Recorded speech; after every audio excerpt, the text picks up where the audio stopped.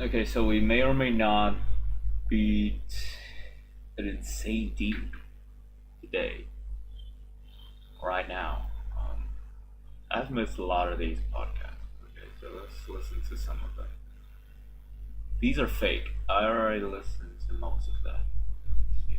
This progress is fake, I think. I don't know. Alright, let's listen to this. This is the day. No, it's not. It's the day 3 days before, and it's the day where I started to fucking Drink by day, Joe Rogan podcast by It's night. like 2 All day. days. Okay, shut up. Shut up.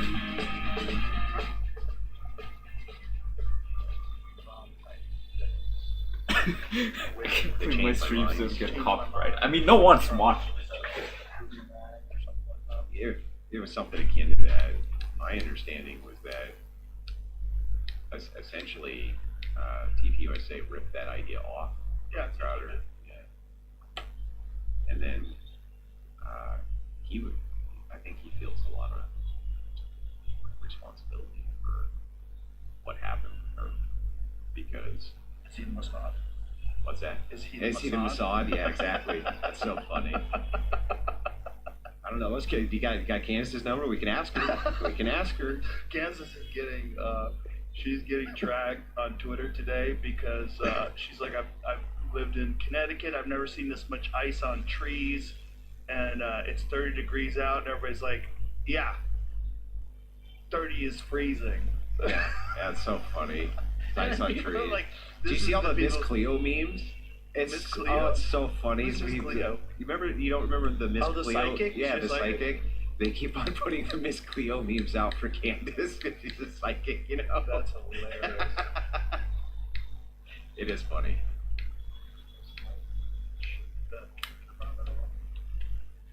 Yeah. It's really funny.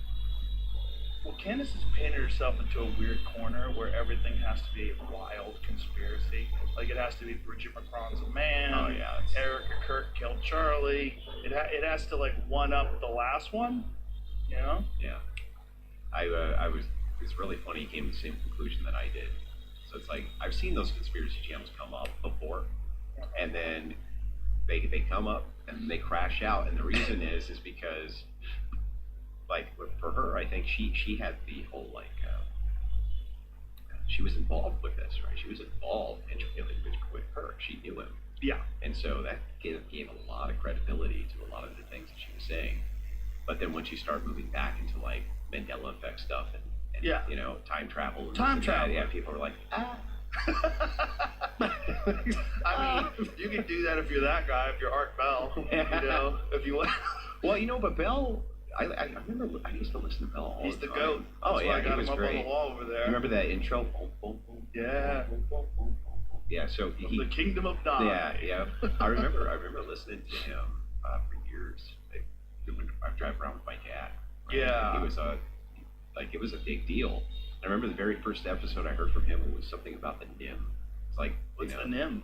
The NIM were like, this guy called in, he was a time traveler, right? And he came back in time because his whole thing was like, he had to stop the weather patterns from destroying the future because the NIM, an alien race of greys, had come and they were heating up the planet slowly to change it to be the conditionals that were necessary for them to then live on the planet.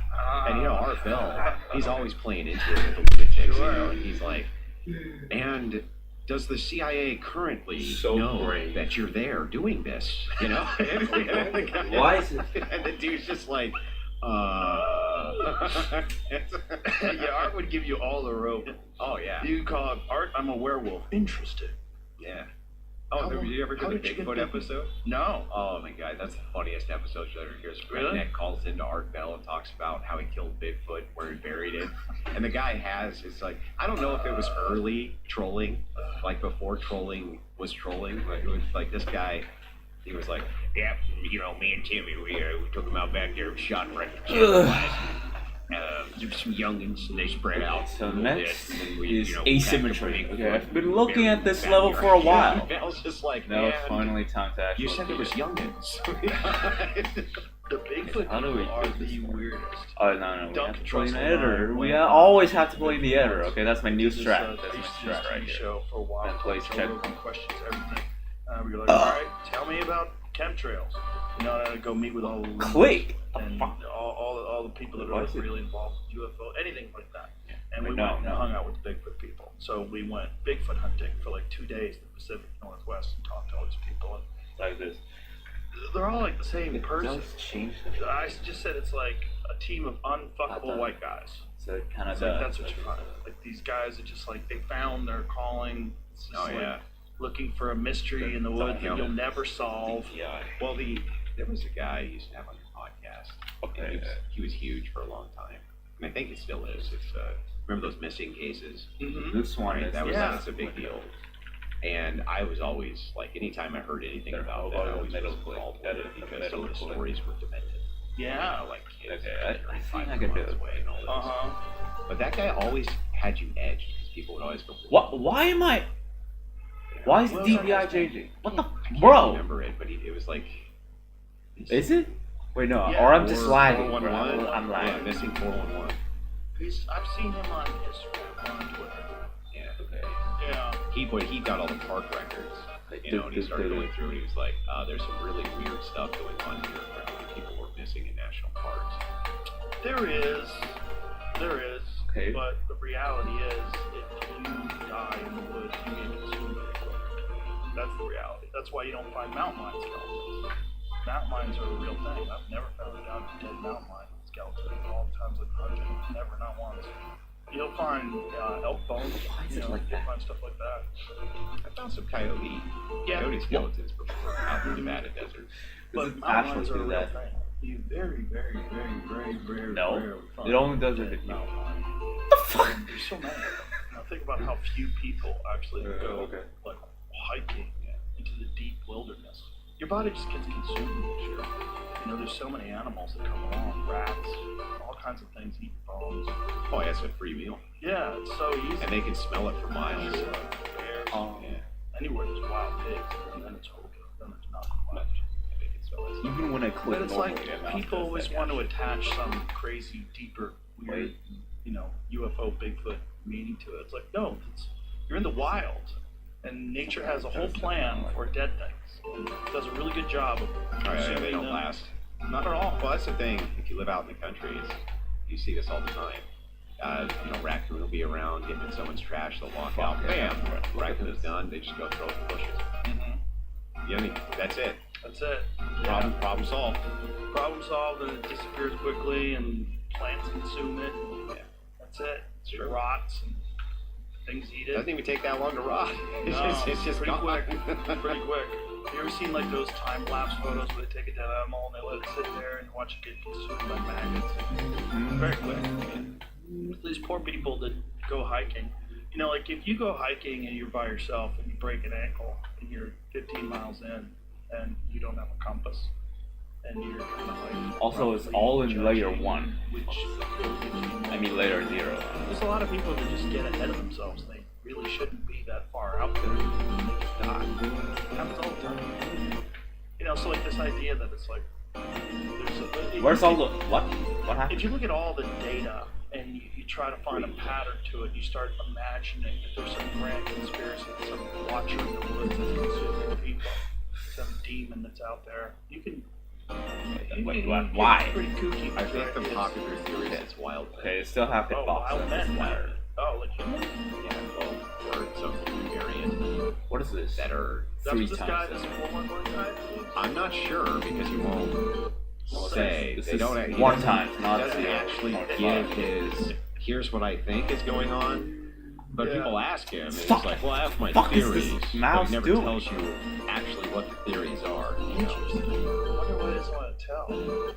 Maybe that's why he's not more popular. He just came out with it, like Candace. Yeah. Maybe it'd be huge. Yeah, like those guys that used to be in the '90s who were saying that we were going underground and killing the Nephilim. Oh, Those guys were great. You're going down. It's like, God, man, they were giants. They had 3 rows of teeth. And your special forces are going down there and taking them out. Yeah, there's a whole group of people that live in these underground creatures that live underground and come out at night. And there's always been like, Cryptids. yeah, whatever they are.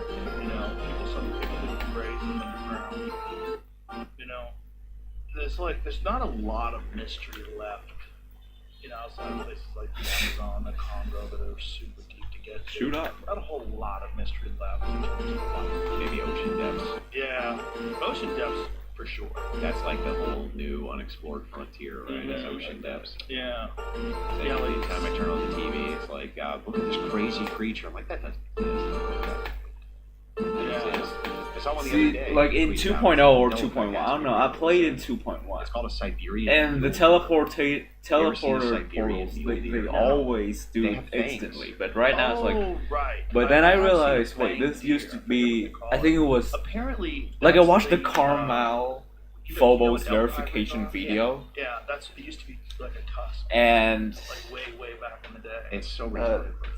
You know Yeah, that part flying in like. deer, yeah, they're After weird. the ugly Very ball strange. part, 2.0 wall part. We're there for. Yeah, well, there's been. Like I it found a video teleports that was like, upwards. no way, these things exist. And it I thought actually it'd be shows it neat, like that. you know, And it, so- that is No, it 2.0. So I guess This thing is 2.0 real. was So I like found a this. video And of then them fighting, 2.1 for 8 and they fucking use those things years. as weapons. The That makes sense. That's the teleport only thing that makes portals. sense. Like gorillas. They're Gorillas instant, and don't. then now they're just coming back to their Massive. roots. Like, what the fuck, man? Why is You it know, like it's- that? Nature's weird. So much variation, you know. There's so many different types of life. And the fact that they all sort of synchronize. Like this one eats that one, and that one eats this one, and this one lives there, and that one lives there. It's like very fascinating when you really look at just the wide variety of species that exist. Well, most people don't know anything about it. Like, Yeah. you know, most people have never. We live in such a comfortable world that is completely guarded from everything that's out there. And it's like people had a taste of out there. Yeah. And this I one think is that the instant. worldview of Like, many why? people would change very quickly. Why sometimes Especially it feminists. like I think the moves feminists and would sometimes it immediately doesn't. stop being feminists. They just had a taste of like, well, you know, people actually did have to shut themselves up at night from wolves. Yeah. That was a real thing. Wolves would come in and eat you. And so you would shut yourself in so that didn't happen. Well, that's gone so far the other way that fucking retards are bringing wolves into places. Yeah, I know. It is great. so dumb. You know, I have a good friend. Didn't they take it over like in Yellowstone or someplace? They reintroduced wolves Yes. and it just decimated the deer Well, population. the elk population, but that's actually think that's a- arguable that might have been a good thing in some ways because it was I getting think I have to put elk that shit need in. natural predators and mountain lions can only kill so many elk. Yeah. But what's really So I interesting is mountain need it lions kill even way when I more don't elk when wolves are Click around. for Jim. Because the wolves find the mountain lions and take their elk, and so then the That is mountain lions just have to go what? kill another deer or whatever. That Why is. like just issue more hunting elk permits though? Like why do that? Well, you have to have some natural predators in a good healthy ecosystem, and there's a good argument, particularly in Montana, that at one point in time it had gotten to a point where you're going to have like rampant disease because they were issuing these they're issuing like unlimited or a large amount of tags for people in the midwinter so that you can catch these elk in deep snow and just I'm put gonna them off check one for because they all were of having these. so many of them and that they weren't sustainable, that they were hitting these massive populations. So their populations are down to like I want to say less than 40% of what they were at their peak when they brought in the wolves. But the problem is these wolves, like what they did in Colorado recently is the dumbest of all time because they brought these fucking wolves outside of Aspen and they took wolves from Washington State or Oregon, but whatever it was, these wolves from the Pacific Northwest were wolves that already had been killing cattle. So they captured these wolves instead of killing them, and then they relocated them to Aspen, where they're killing cattle. So they relocated them onto my buddy's ranch. Like there's 5 of them. And he had a cattle ranch, did he? He doesn't have cattle on his ranch, but his fucking neighbors do. Okay. And his neighbors are losing cattle left and right. And so now they've killed off a couple of them, and they're trying to. It was a disaster, and it's because the governor's husband, he's a wildlife lover, and he thinks it would be amazing if we had wolves. You ever in talk to our those old community. deer hunters in Because, like, Michigan? In Michigan? Yeah, they've been pissed off for like every deer hunter I know in Michigan has been pissed off who's native for years because they all used to shoot pheasant. That was the big deal in Michigan was pheasant. Mm-hmm. And then here's the story I heard. That's I don't know a if it's true or not. Right? But the DNR, the Department of Natural Resources, imported a bunch of western coyotes in order to thin out the deer population, because the deer population was basically mangling all these farm crops. And now that's an all-you-can-eat buffet for a coyote in Nevada, these ground birds that are just these fat little ground birds, and they decimated the population. So you'll talk to these old deer hunters. Have you seen any pheasant? Oh, shut up. Shut up. The interesting thing about that, though, is pheasant's an invasive species. That's not a natural North American species either. They brought those fuckers over, and they are delicious. Yeah. And it's fun to hunt them. Well, they'd always just walk those train tracks, those old abandoned train tracks. They'd have the dogs pick up the pheasant, shoot them from the track, dog would bring it up. That was like a Michigan pastime. Yeah, the coyote is a real problem, because coyotes are now, they used to be a western animal, and now they're in all 50 states. Not only that, they're in virtually every city in America. Well, they've been wiping them out in Michigan pretty good. Yeah. Rural areas, oh yeah. Well, what they do now is they have the GPS trackers that put on the dogs. Old boys will get in with AR-15s. Those dogs will run them for 200 miles, and then they finally take a shot, and they just do that all winter long. That's good, but it's hard to wipe them out, because what they do is, when you hear coyotes calling, it's like roll call. Like they're letting. Sometimes there's a lot of confusion of what they're doing. Some people think that they're letting the other coyotes know they killed something, that we have food, but it's also a roll call. And when one of the coyotes is missing, the females have more pups. Really? So, yeah, some weird natural reaction. Also, they have natural enemy gray wolves, and when they evolved to when the gray wolves killed them, because the gray wolves don't breed with coyotes. But coyotes do breed with red wolves. That's why you have these like coy wolves on the East Coast. Because a coyote is a wolf. It's a wolf. It's just a small wolf. Am I really that bad? So their natural inclination is when they're getting chased, they move to a new area and then they have even more pups. So that's how they're spread out through the entire country. So if you go back to like the turn of the century, like the 1900s, coyotes were exclusively a western animal. Now they're in New York City. Yeah, they're everywhere. It's just crazy. They have them in Central Park. They have fucking coyotes running around Central Park. Some lady this morning posted on X a mountain lion in San Francisco sitting on a porch in the city of San Francisco, a big one, just sitting there. It's like... just having a good time. Well, that's just because California has the dumbest fucking laws when it comes to those things. Well, they have terrible gun laws, too. They have terrible laws. They have terrible laws. Period. They have terrible laws, terrible everything. Terrible politicians. Yeah. You know, it's a shame, too. Like, I grew up in Santa Rosa, and that's the most beautiful area. The Napa Valley area is the most beautiful area on planet Earth. Yeah. The weather's always perfect. It's January 15th. It might as well be July 15th. Yep. Right? It's always perfect. It's always gorgeous. They fucked it all up. They fucked it all up. Yeah. And they fucked it up real bad, too. Oh, it's almost unfixable now. Especially, like, the San Francisco area. Like, the whole Pacific Northwest is almost unfixable. It's like, they double down and they keep going. Like, Seattle now has a communist mayor who's been living with her parents. Well, New York had this they all got communist mayors. Black Lives Matter their head organizers. They were communist, avowed communists. Until it came to buying property with Black Lives Matter money. Yeah. What's happening with that? Well, then they're very much capitalistic. How come they're not in trouble?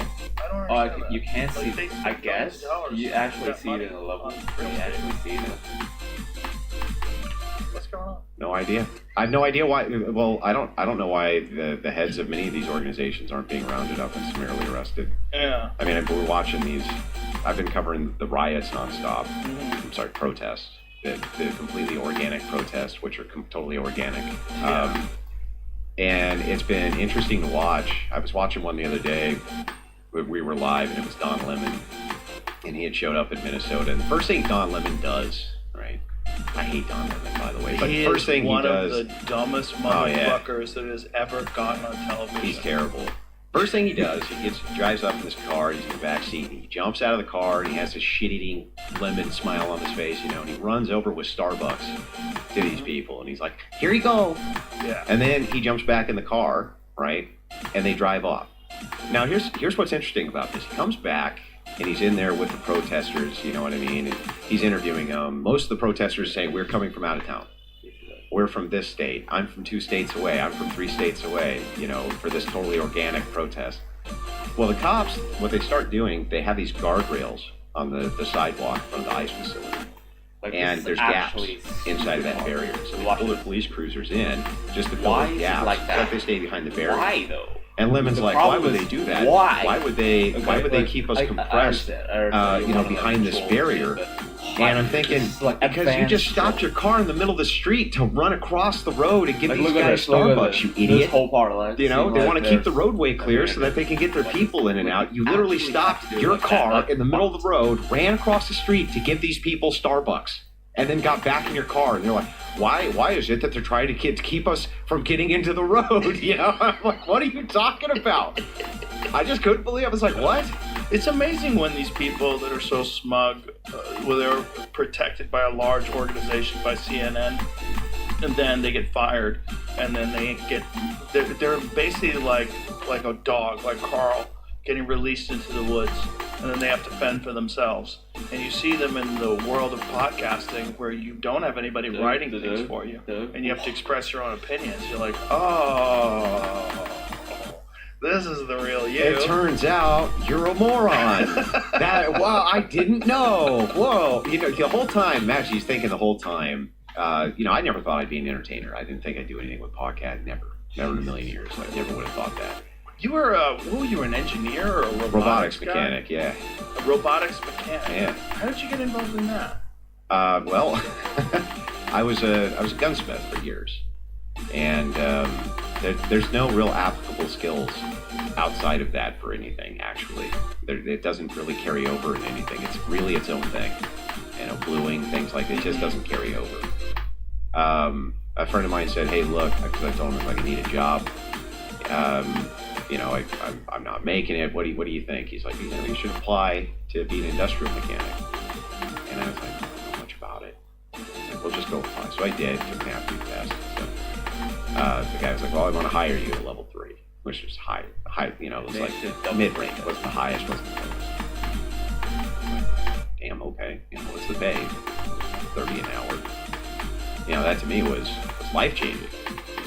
So I took the job, and I didn't know what the hell I was doing, but they trained me up well. And then there were some robots on the floor. I started working on those, and then from there they trained me in robotics. And so holy shit! So what kind of automation, like automation, and it was all food related. All food robots, you know. So we weren't dealing with Johnny Five. We were dealing with like vacuum systems and ovens and various robots which were associated with those. Like for instance, there was a packaging machine that would all it would do is form boxes. That's all it did. That's it. But it would form, you know, 1,000 boxes. And it was a giant robot. And had a huge sequence of functions on it. You know, when people think robot, they always think humanoid, but almost no robot is in any way humanoid. Right. You know, that's just not what they're for. It is weird, right? When you think of robots, it's like movie robots. You think of iRobot. Yeah, if you came across a robot in a factory, you would have no idea it was a robot. You'd be like, what the hell was that? So how did you go from that to debating people online? Alright, sound beat this. So the lockdowns happened, and I was laid off. All the food plants in Michigan were shut down, especially the meat plants, and that's where I was. I was in the meat plants. And they all shut down because of the draconian restrictions of one Gretchen Whitmer. Alright, let's try to beat this. While she was out with, you know, on a boat partying with make this run honey, we were all 91 to 100 out of work, right? 88 to 100. So we had the stay-at-home orders, and I would argue with these dumb liberals on Facebook, and so I started crashing the panels, and I would debate them.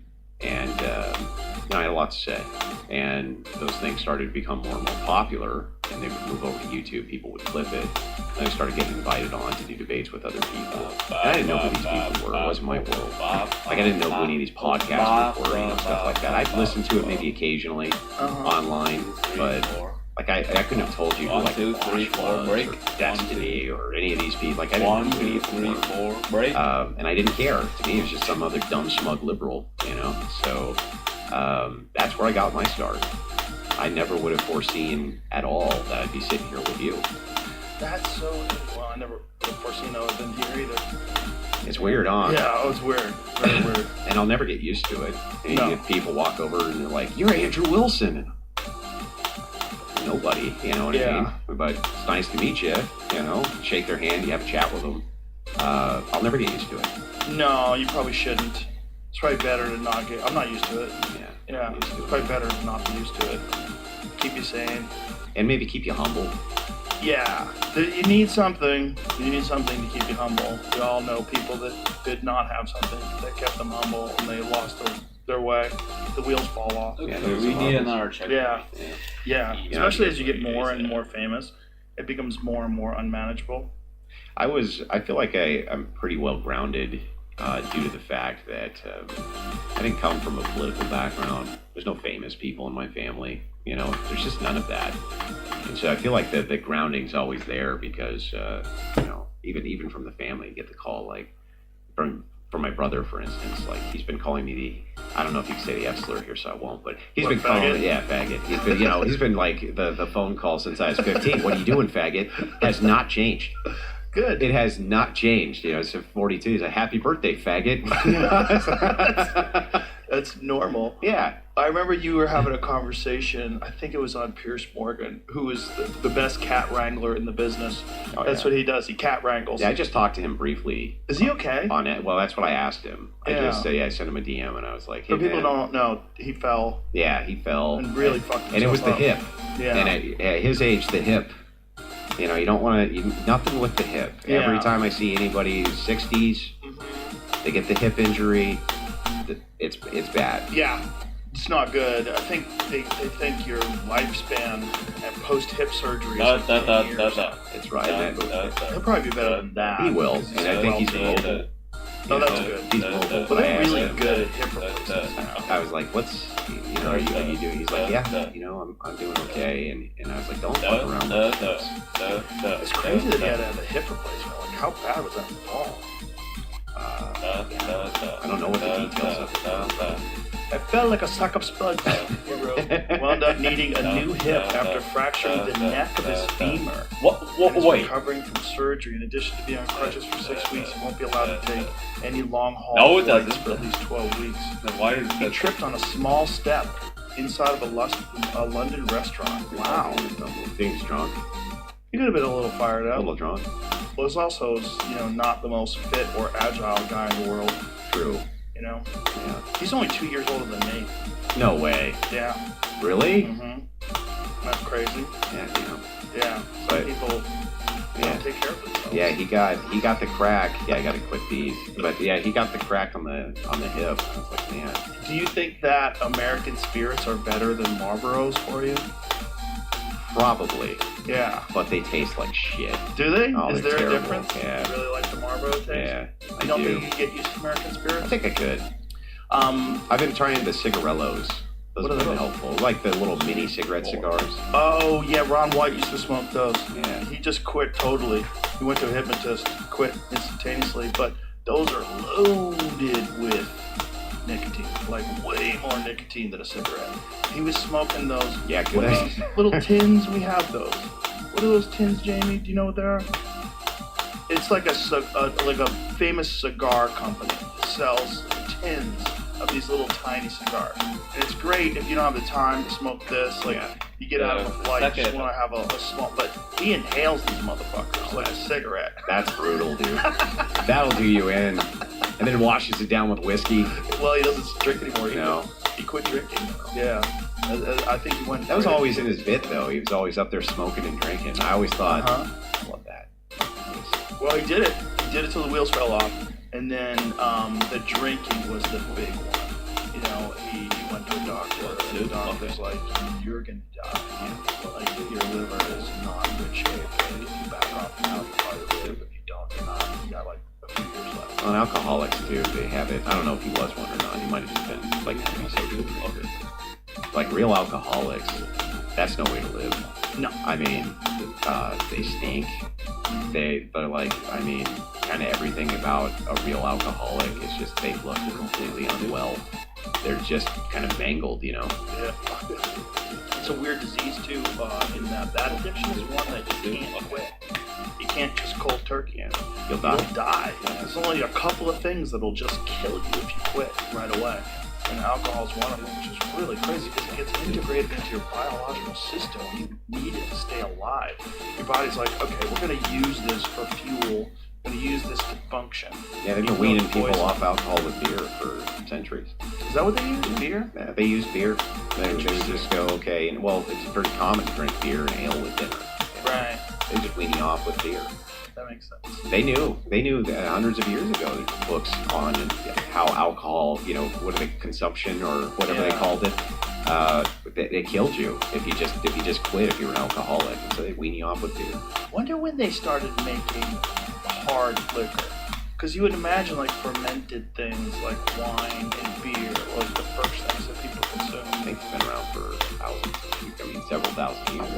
I wonder like how they figured it out. I mean, the biggest distributor in Europe of wine was the Catholic Church. Well, wine has certainly been around forever. But like, what about hard liquor? Jamie, what was the first, known? I mean, we don't really know because there's so much weird shit about history. But like, what was the first documented hard liquor, like whiskey, vodka, shit like that? That's the stuff that kills you. If you die from beer, boy, you're going hard. Like Shane Gillis will sit here on a podcast and drink 16 Bud Lights. First alcohol drinks were fermented things like beer, wine, mead, okay. Thousands of years before true liquor, okay. First recognizable liquor appears when people begin to distill. Okay. Archaeological evidence shows fermented drinks, okay, that's around 7,000 BCE. So, clear evidence of true alcohol distillation.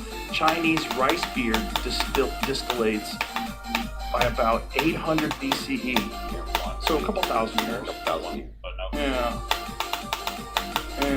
okay. Wine into strong spirits. The Arab alchemists.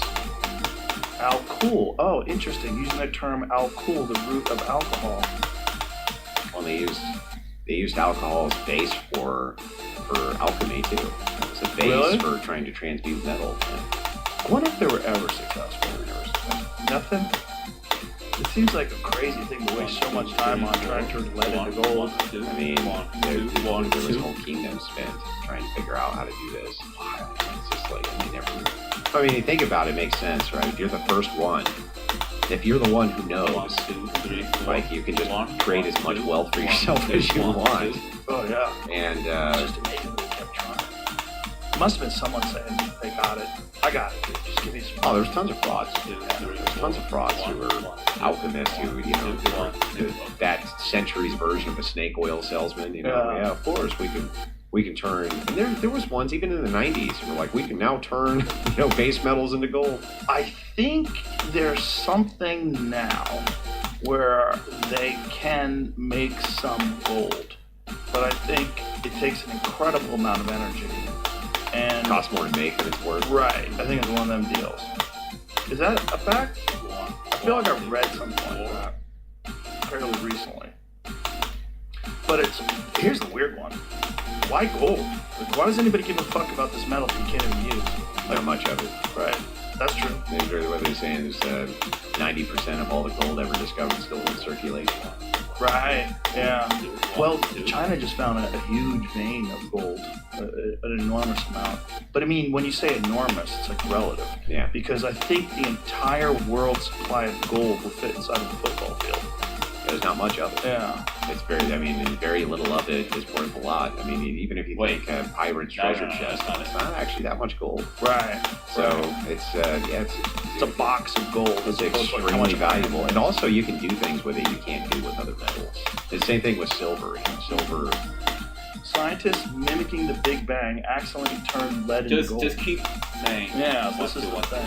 But I mean, again, I think mimicking the Big Bang, like what are they using? A particle collider? Like what are they doing? Okay, how'd they do it?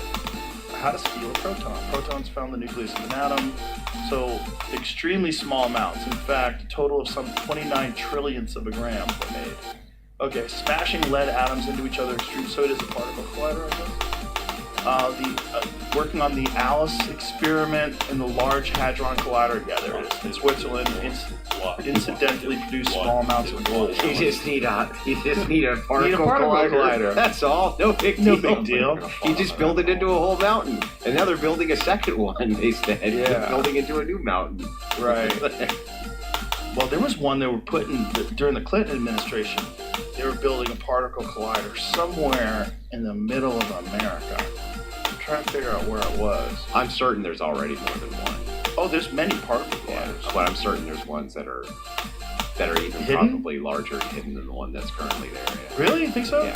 Oh, for sure. What do you think they're doing with them? Well, I mean, the military applications for that are like they're enormous. The idea that you could make like some kind of particle weapon, you know, or something like this. Oh, right. Yeah, there's no way that like the U.S. military Yeah, I is think that gonna let right scientists have a right gadget above like that block. somewhere that they don't have complete control over. No way. I wonder, because I don't know what kind of military application Or I can just hold. for a particle Yeah, maybe collider. holding is better. I mean, for sure, Big explosions, right? there's probably, but you've got a giant loop and you're slinging. Smashing things together, Yeah. right? Yeah, So I mean, what do you do? Like a You hair under the smash speed things of together. light. You can make them go boomy boom, right? kind of. Well, the real I don't concern like with that. I don't Large like the Hadron fact that Colliders is they were going to sometimes create die these like black that. holes that were going to eat their way through the Earth, and you wouldn't be able to stop them. They Time just like exists. slide through the Earth. You know? Yeah, I heard that. I heard they were concerned they're going to open up a portal to a different dimension. I've heard, They did. yeah, I've heard They all changed their sorts of. timeline. Yeah, we changed our timeline. We're on the new timeline. You know, the whole 9 yards. I've heard it all. I'm just saying that anything. It's just been my experience when I look through the historic record that if there's any scientific gadget out there that looks like it has the potential to make something go boom, the United States military has a version of it somewhere. Yeah, that makes sense. But for whatever reason, they abandoned this one during the Clinton administration. I don't remember why they abandoned it, but people can, if they have access to the area where it's at, can still go inside of it and see like what they started to build, but they never did. But it would have been larger than the Large Hadron Collider. I want to say it's in I don't want Georgia. that to happen. I don't remember though, but it was going to be an enormous particle collider. And Oh for some my reason, God, they just how do we stopped funding prevent this that? thing. But Well, they're talking about funding another one that's twice Yeah, as high actually as the one have that time they have that. now. They say that they So click need this more room super to early. smash Time that. more particles together. Wow. what are they trying to do? I have no idea. Like And that is still way outside sometimes- of my domain. I can tell you, I probably the same things you've heard, right? Is they're trying to smash small particles together to see what happens. That's what the kind of the official story is. But it's Right. funny because every time a new story comes out, it's like scientists smash this together with this, and this happens. And I'm always like, okay, but what does that mean? And you never get any of that, right? One, Right. two, one, two. Texas. I was in Texas. Yeah, the Clinton. Okay, that's it. Yeah. Yeah, I wonder. See if you can find some images of it. Oh no, it's Oh, it not is even outside of visible, Dallas, bruh. okay. Abandoned superconducting Oh my super God. collider site in 2008. Wow, what can you buy? That'd be fucking awesome. How? Get Set up a podcast Rogan's own particle collider. I mean, there's nothing there. It's just concrete. Yeah, Let me just buy kinda it. shit. What's the big deal? Like that weird time machine out in the Yeah. desert. That was really funny. Let me set up an archery range inside of it. from this stuff last week. Department of War confirms plans to scale direct energy weapons. Yeah. Did you see that thing Why that China why made? would they need a hydro collider though, right? Or a particle collider? Well, because they want to make Is it stuff right go in boom. the middle Yeah, of direct okay, energy let me see weapons. this. Yes, Department of War has direct energy weapons. Yes, we are scaling them. Wow. Oh, of course. Told ya. Well, that was a lot of people. The I really want my kooky Fallout ones. rifle though. I do. I What's want that? my plasma rifle. Right. I do. A Like rail if they gun. have plasma rifles, you could buy one, right? Oh, Oh, for sure. You'd probably get a tax stamp. You'd probably be like a lengthy. Oh, I thing. can actually For sure. tap it. So, I'm try to glad click you're that a as gun early guy as because possible. I wanted to bring up this whole thing with this guy, And then right in the middle of Freddie. that, right? Yeah. And I haven't talked Yeah, about. We I haven't done a think- podcast yeah. since that guy got killed. But that whole thing. There's a lot of people that don't understand what's going on, and why riots only in Minneapolis, and why As early as riots possible, in a place that green where orb? there's an ungodly amount of fraud that has been discovered. Coincidentally, right Yeah. around the same time. Exactly. Like instantaneously afterwards, the narrative completely changes. Everybody forgets about the fraud. Now all anybody cares about is ICE and fascists and Nazis. Yeah. And it's there's a you know what a color revolution is, Of course. and for people that don't, it's a coordinated effort to cause chaos. And this is a very coordinated thing. The idea that this is an organic protest, these riots are organic, is nonsense. It's provably nonsense because now they have access to the signal chats, so they know that these people. Cam Higbee, by the way, Yes. he's been on the front lines of this. The Crucible has been a big supporter of that effort. My channel. I will often snipe his coverage while it's going on, send my audience over to send in super chats in order to keep this guy going. I think that work is critical. Yes. It's critical work, and there's not that many people doing it anymore because of how dangerous it has become. Yes. And so I'm a big supporter of that. Doesn't mean I agree with everything he says politically, but what he's doing on the ground there needs to happen. Right. You need to understand that this isn't organic, regardless of how you feel. I don't feel that guy should have been shot, but I understand what happened, and what happened was chaos. So first of all, it wasn't ICE. People need to understand that. It was Customs Border Patrol people. So they were brought in to assist ICE. And they're telling this lady to stand Wait, it's not away. ICE? And then this cop shit. gets very aggressive and shoves her. You have to understand the situation that they're in, right? And this is not making an excuse for any of it. But you have to just to put it into context. These people are getting harassed outside of any hotel they're at. People blow horns. They try to smash into the hotel. They dox them. They dox them. It's why they're wearing masks. It's a coordinated effort. I'm not saying that guy should have shoved that guy. I don't think he should have. Or that woman. I don't think he should have. And then pepper spray. And then the guy who got shot, Freddie, he steps in, which is, if you know anything about concealed carry, if you are a concealed carry holder and you are carrying not just a pistol but 2 full magazines as well, you do not ever physically engage with someone. You also are supposed to carry your license on you, and you're supposed to have ID on you. All right, And you're trained Yes. specifically for this, by the way. I was a CPL instructor for years. Okay, so And you know about it. the thing is, there's a framework here, if you don't mind if I add to your framework. The framework here is this is a mathematical formula. So I've been following these extremely closely live and looking at how this is done. Let's go backwards in time. You remember what was going on in California. Let's go back. Nobody died in California. There was an ice raid on a Home Depot, and they went nuts. And they started smashing police cars. They were starting fires, right? This was not over somebody dying. And now the narrative, they're trying to make the narrative shift. The Gestapo's in here, murdering American citizens. Well, what was going on in California then? Because there was no American citizens getting murdered there. What was going on there was they did an ice raid on Home Depot, which anybody who's been to California knows that, it used to be that you drive down the street and they would all hang out in front of the Home Depot. And you'd say 2. Right. And they'd hop in the truck and you would, they would go, they were day laborers, right? So it didn't surprise me that they were there doing daily raids. Okay, that doesn't surprise me a bit. And they all went ballistic. Now, here's what was very curious about the coverage of that. I had a debate with a couple of leftists on this. What I saw was what looked to me to be a police stand-down order. There was people who were breaking into, I don't remember if it was an Amco or a 7-Eleven, but they were busting into it. The cops were on the side corner watching this go down and do it. They didn't do anything about it. Right. Okay. If it got too rowdy, they cleared it out and then they let them continue. It looked like a stand-down order, like you don't involve yourself. Well, what I think these guys have figured out is a mathematical formula that works like this.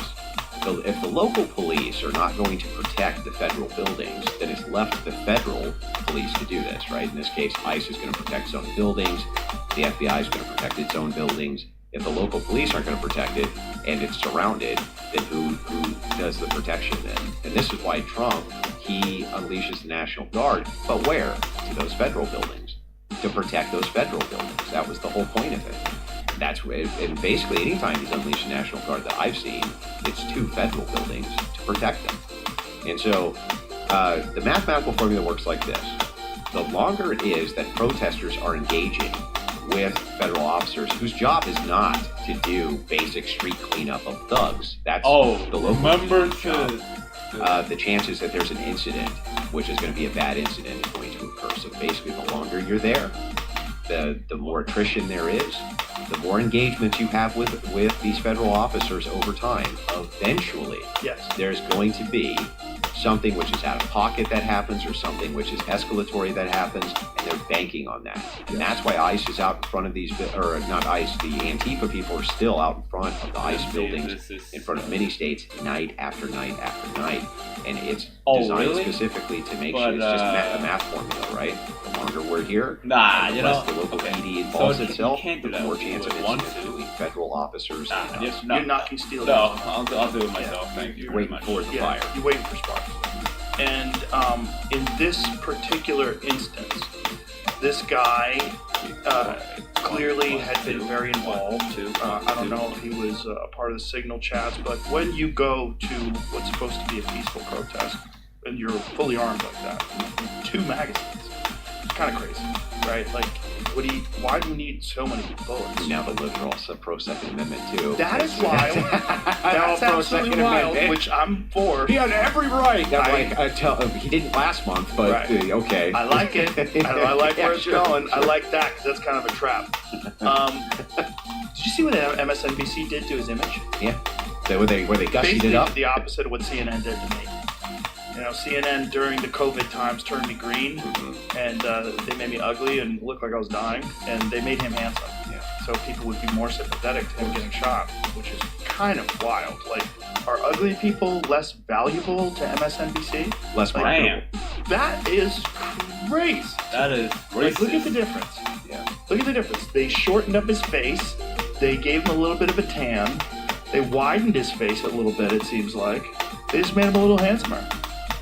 Yeah. A little hot. They gave him a bit of that Chad jaw, didn't they? They shrunk his nose a little too, didn't they? Yeah, they did. They shrunk his nose, gave him a little bit of a handsome jaw. So he looks like an Even American. made him. If you look at the shoulders, it even looks like they may have Where? pumped up the shoulders. Go, there. go, go. a little Okay. bit. Yeah, the one on the right looks like he's a little After plumper. the second Yeah. G. Yeah, they changed the tone of the color. Wild. I mean, they changed his fucking teeth. Communist News Look, they Network. gave him veneers. Yeah. Look at the difference in his teeth. He's a much more handsome guy. Like, that one on the right is like the handsome brother, and the one on the left is like, fuck. Yeah. Why couldn't I look like Yeah, the my one on the goddamn right. brother? Yeah, the one on the right. They were twins, and he took more of the protein. Right. Right. That was what happened. The thing is like this doesn't surprise me. By the way, this is what's going on, and this is a well orchestrated, well crafted thing. Yeah. And the signal chats prove that, but we knew it anyway. Yes. Just by involving the- government, by the way. Yes. Allegedly, at least, involving Minnesota state Well, government. it involves walls. Yeah. So that's not alleged. Right. That's you not know? alleged. It's not alleged that it involves walls. It's not alleged that it involves Frey. Right. And it's not alleged. Well, what is alleged is the allegations of fraud, of course. But But there would be a reason why you would want to distract from all that fraud. Sure. And that would motivate you to do something along these lines. So let's go back to the instance. So you've got these cops that are on, these CBP guys that are on high alert, right? There's a lot of tension. People are screaming. If you're in an environment like that all day, like, I've never been a police officer, but I was a security guard. And when I was a security guard for Great Woods, and by the way, I'm not comparing this in any way, but I'm just explaining my mentality when I was there. It was very much us versus them. It was a small group of guys that were working at, I worked at Great Woods Center for the Performing Arts in Mansfield, Massachusetts. It's a concert venue in Mansfield. And this was when I was fighting. So it was me and a bunch of guys from my Taekwondo team got hired to be security guards. One of the guys came and said, hey, you guys want to get a job working as a security guard? It's great, you get to see concerts. And it was like a good pay. And, you know, I was doing a bunch of random jobs back then while I was competing just to sort of pay bills. And I said, yeah, okay, what do I have to do? And they're like, nothing. You just go there and you work. First day on the job, I go there, some guy had stolen one of the security golf carts. So there's this dude named Alley Cat. He was the head guy of security. He was a fucking character. Hilarious. His main dream was to open up a bar. Alley Cats, Libations, and Victuals. He had this whole dream. It's like just a real character. But this guy was a hardcore motherfucker. And they caught the guy who stole this golf cart, tackled him to the ground, and he was beating him in the face with a walkie-talkie. This was my first day on the job. So I'm like, okay, so this is what we're doing. And we kind of became like almost like cops for this place. But there was very much an us versus them mentality. And it turns out it was a lot more involved than I ever thought it was. And then one day, I was at a Neil Young concert. I was working a Neil Young concert, and riots broke out. There was fire. It was cold out, right? And there was like a grassy area. So there was like a lawn. So it was like there's the inside, not inside. It was like an outdoor concert venue, but there was a roofed part of it. And then the back of it was like this lawn area that was in the back. And these guys had started bonfires up there. And we were supposed to go in there and break up the bonfires. And then my friend Larry, who is like one of the most mild-mannered guys you'd ever want to meet, but, you know, an elite black belt. He gets in a fight with this guy, and some guy pushes him, and he knocks this guy down. And I'm like, okay, chaos is broken out. Let's get the fuck. I'm like, let's quit. Let's get the fuck out of here. And I used to wear a hoodie. I used to carry a hoodie so I could just zip up the hoodie over my security outfit and like, bye. Because I knew there was gonna come a time where I was like, I'm not getting shot, stabbed, killed, whatever, stomped to death venue for $20 an hour, whatever the fuck I was getting. So I wound up leaving that day, but. There was a very, and I remember very clearly, like, oh, this is probably what happens with cops times a million. Like, you develop this us versus them, because it was very much us. We would meet up at the beginning of our shift. We would all talk about what's going down. We were catching people that were bringing in alcohol, like women in their purses, like some Carly Simon or something would be playing. They'd sneak in a bottle of wine, and James Taylor. There was a lot of that. And so we'd have like literal fucking trash cans filled with bottles of wine and liquor at the end of the night. We would get to keep them. We'd take them home. And so this us versus them. That's a nice perk. It was kind of fun. Yeah, that's a nice perk. Yeah. It's like also, I was illegal to drink. I was only 19 at the time. But an even nicer perk. Yeah, it was very clearly us versus them, and the tensions were very high. Yeah. Like whenever some weird shit went down, everybody popped up their chest and everybody was ready to throw down. And I was like, this job is not good, but it educated me. I was like, okay, and in my mind, I was like, okay, this must be like this when you're a police officer, again, times a million. To think of what's going on. Wasn't that why they have their codes, right? They have their oaths they take, and then they have their little codes to each other too. Exactly. But I don't blame them. It seems completely, there's a certain wisdom to this. Like, hey, look, that could be me. 100%. And so if it's you, I'm going to be right there with you. 100%. And then if it's me, you're going to be right there with me. I get it. Also, there's a tremendous amount of social media content that anybody could access at any given time where a lot of these dorks are calling for violence. It's all over the place. You can find it. The least likely people that would ever be involved in any sort of an altercation are on TikTok calling for violence. We got to kill these motherfuckers. We got to shoot these motherfuckers. And these guys are out there in the middle of that. All right, so tensions are high as fuck, and they're getting screamed at all the time. They're on red alert. They're wearing vests. They're carrying guns. Their wives are getting called and threatened. They're saying they're going to rape their kids. Exactly. And they're saying that they're going to brutalize their family members. Exactly. And they give them calls in the middle of the night, and they whisper to them, well, how's your dad such and such doing? And just cryptic things like that, and let it go. Exactly. And this is very coordinated. It's very coordinated and organized, and the way they find out all their information is very creepy. So, again, I don't think this guy should have pushed that lady. And the way he did it was very violent. She was a small woman, and he shoved her very violently to the ground. Then this other guy, Preddy, gets in between them. Okay, which, again, if you're a concealed carry holder, is a giant no-no. You do not fucking do that. You do not engage with law enforcement when you're armed. You shouldn't engage with anyone. Ever. Ever. I mean, you should be trained to avoid conflict. Yes. That's the whole thing. It's like if you're armed, you move into that next level of you need to really be avoiding conflict. You're not supposed to be in bars drinking. Exactly. You're not supposed to be at big parties and things like this where violent things can occur. Exactly. You can take it to church, defend the church. Other than that, like you're supposed to be avoiding conflict. Exactly. So he gets in between the officer and this woman, puts his hands on the officer, and then he gets pepper sprayed. They go to the ground. There's a lot of scrambling going on. Now you have to understand what happens when you get pepper sprayed, okay? I've never been pepper sprayed, but I did get tear gas once during Fear Factor. We did a Fear Factor stunt where these people had to, I forget what they had to do, but we had built this, there was like a structure, and they were inside the structure, and they released tear gas in the structure. I got hit with it. It's pretty brutal, but it's painful. Yeah, it sucks. And you can't breathe. You can't breathe. Your eyes swell up. Your nose starts running like crazy. Yeah.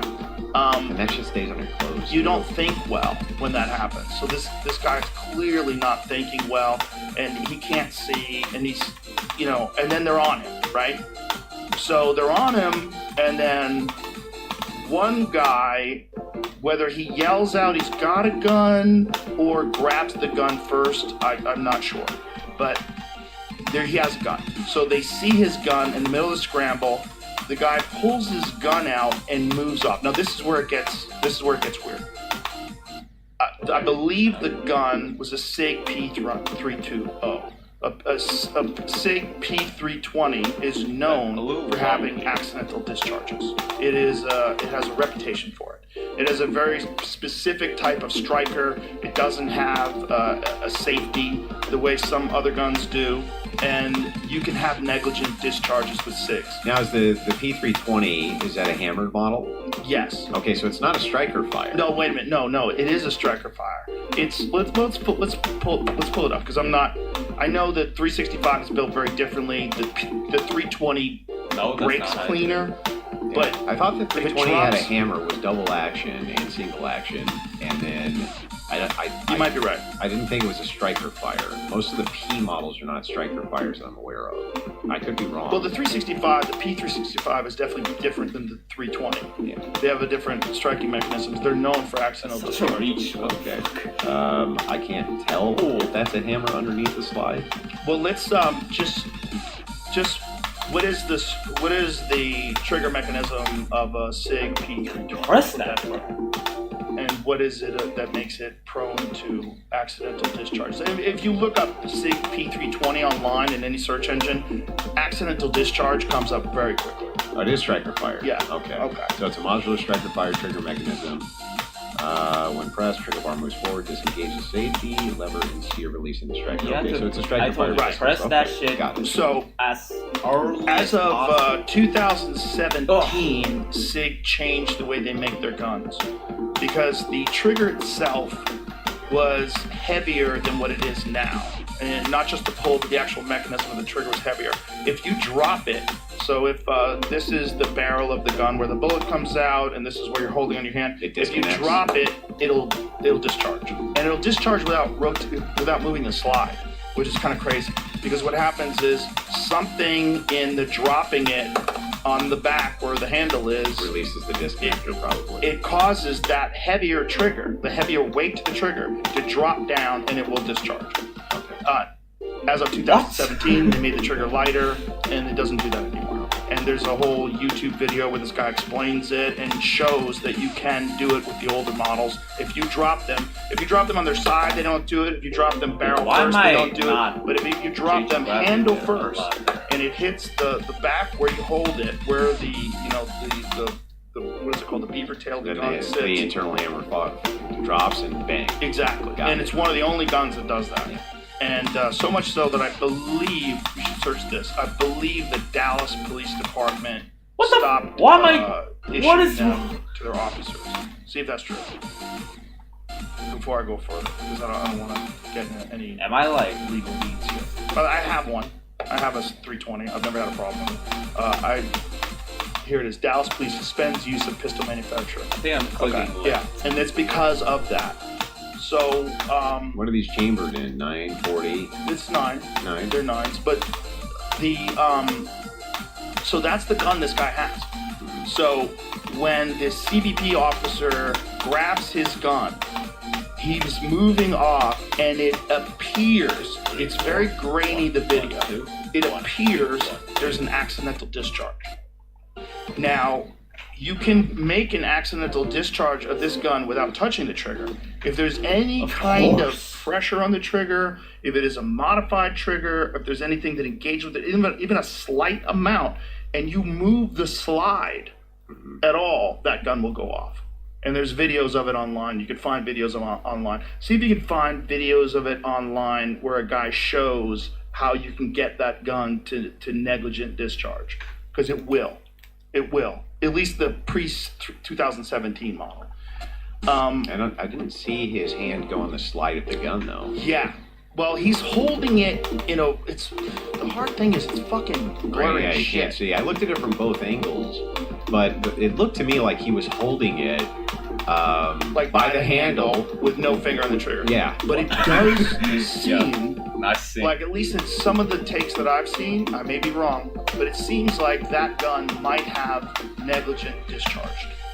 Now, usually when someone's holding a gun and there's a negligent discharge, it's because they pulled the trigger, right? Right. So in this case, I'm going to assume it for a second.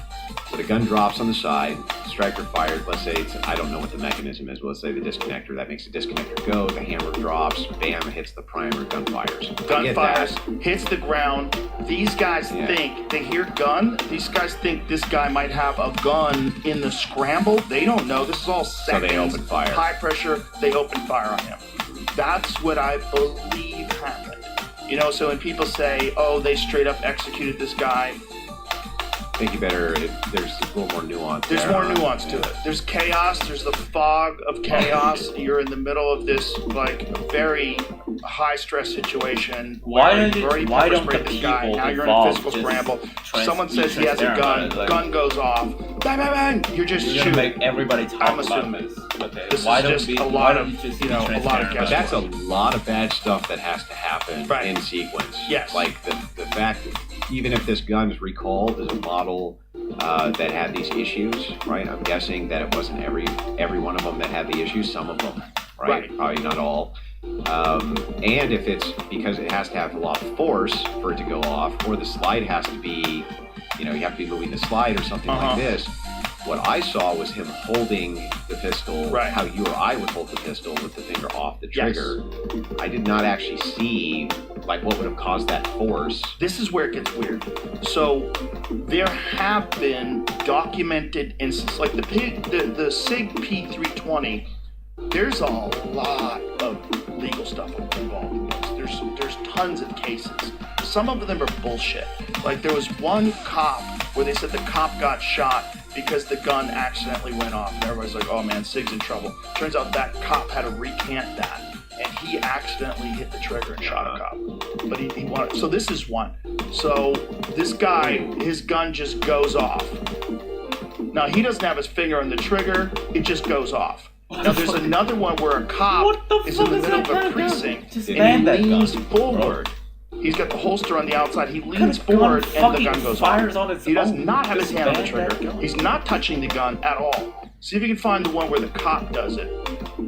So there's a cop where he's in the precinct. His gun is, now here's the question.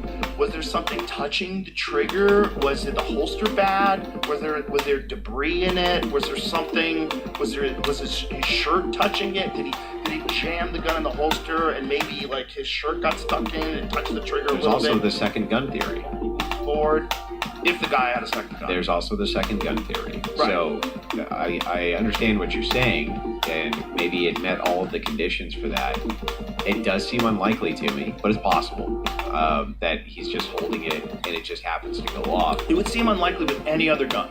Yeah. So the guy had a Glock. But both of these cases are from the holster. This guy's grabbing from the holster, he's grabbing from the holster. Well, the cop had already pulled it out of the holster. Right. And now he's holding it, and then it goes off. Right, but it's so low resolution, it's hard to see what's going on with his hands. So if there had been some funkiness with the trigger, who knows where he got the gun? Who knows whether or not that gun had an aftermarket trigger? Who knows what's going on? But as he's doing this, you're in the middle of the chaos, you're ramped up with adrenaline. Who knows if that guy accidentally, while he was holding it, put pressure on the slide and caused that gun to negligent discharge. I don't know. This is the speculation, and the reason why the speculation is so, this is something we're talking about, is because it's a SIG P320. Yeah. And there's so many stories about that. It's not outside the realm of possibility, Right. in other words. Right. Which is the worst case scenario, right? You got all this chaos, and then you got that fucking gun, and that gun goes but off. let me ask you this. Let's say we adjust for this. There's an investigation. Turns out that this 320 model was one of the ones that, was An older issued, model, yeah, right. or something No, like no, this, no, or no, it was no. issued Very well after could the be. fact, and it's newer. Let's just say it's newer, and they've gotten this design flaw out of there. Let's just assume for a second. All those things being equal now, right? When a leftist points at that and says that's an execution, what's your opinion then? If it's the case, there is no negligent discharge. There is none of that. How would you view it then? Well, it's an extremely unfortunate case of what happens during chaos. Yeah, I agree. I don't think it's an execution. I don't think they pulled the gun from him and then just shot him. But that's because rhetoric being used, right? It is. But, which you're automatically going to have if you have a guy get shot. Can we watch a video? Let's watch a video and see if we can discern when the shot fires off. Because does it before or after they say he's got a gun? Because someone says he has a gun, one of the officers removes the gun, and then a shot goes off. Now, there's another speculation that the guy who shot him had a negligent discharge. He didn't, maybe he had his hand on the trigger, and he got a little amped up, and it went off, and then he just fucking Kept fired going. into him. Yeah. Kept going. That's possible, too. I'm not exactly sure. There's a ton of angles, ton of different cell phone angles. None of them are really crystal clear. And the thing that's interesting about this is I'm even willing to kind of grant it to the left, just on appearance alone for a second, just for the sake of logically taking this to its conclusion. Let's say that the cops were totally wrong on this. They messed the whole thing up. They screwed it up. It was a negligent discharge from the officer himself. It killed this guy. It was totally unjustified. Okay, but now what? Right? Is it the case that we're going to stop deporting illegal immigrants? We're going to stop, that ICE is going to stop, Border Patrol is going to stop doing its job, ICE is going to stop doing its job because of a single incident, even if all of the officers involved were incorrect? Of course not. That's ridiculous, right? The thing about this incident is it's being used as a catalyst to now say they're the Gestapo, just like they were trying to do with Renee. They're the Gestapo. They're here to be the jackbooted thugs of the Trump administration. That's being used now as the new rallying cry and catalyst in its post hoc justification. That's what makes me so angry about it. It's like, no.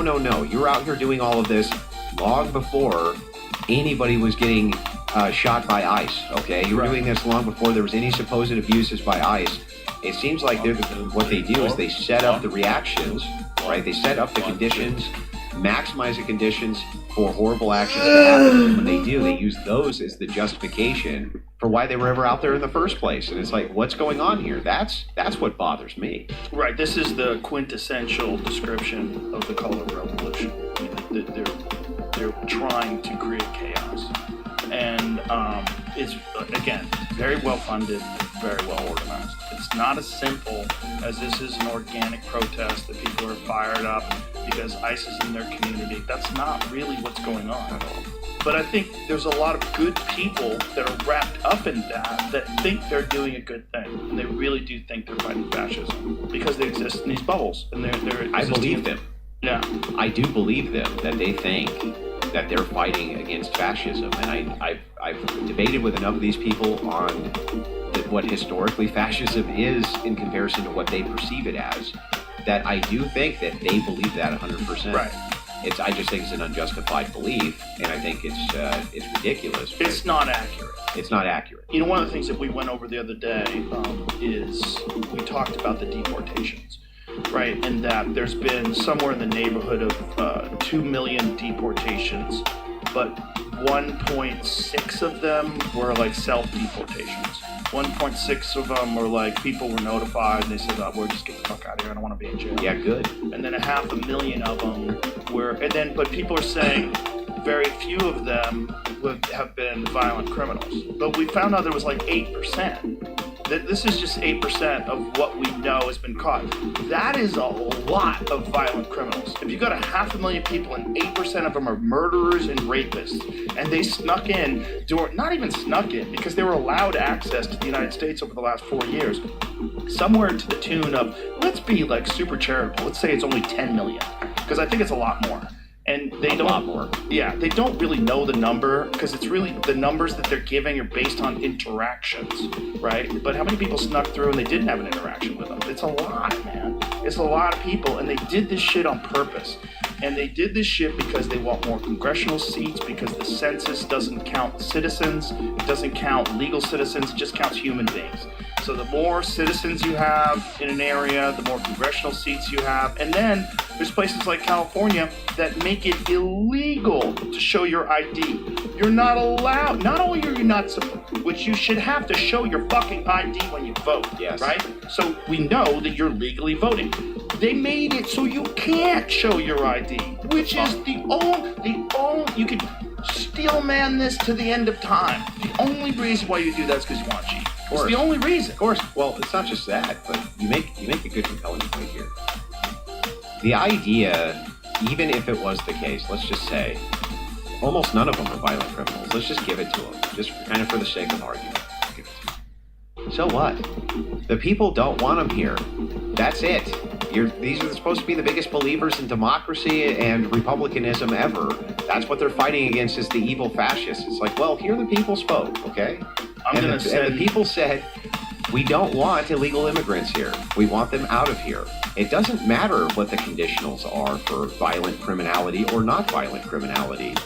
If you're really a big believer in the republic like you claim, why is it that when Trump gets elected to do exactly this job, you impede it at every turn? Yeah, they don't want it to happen. They don't. Because it was a part of the strategy for a uniparty. I mean, this is what Elon came on and was very passionate about wanting to explain this to people. And it's one of the reasons why he did it before the election. Like, you have to understand the plan that's in place. And what they're doing is they're trying to make it so that no one but the Democrats can ever win ever again. And one of the best ways to do that is to ship untold numbers of people to swing states. Yeah, which is what they're doing. It's what they did. They didn't just do it. They flew them out there. They gave them EBT cards. They put them on Social Security. Yep. We had this woman. We documented. We talked with this woman who worked for. I forget which department, but her job was to turn these people from illegal immigrants into what they described to her as clients. And so you would tell these people, yes. So her question was to them, do you have a permanent disability? So do you have headaches?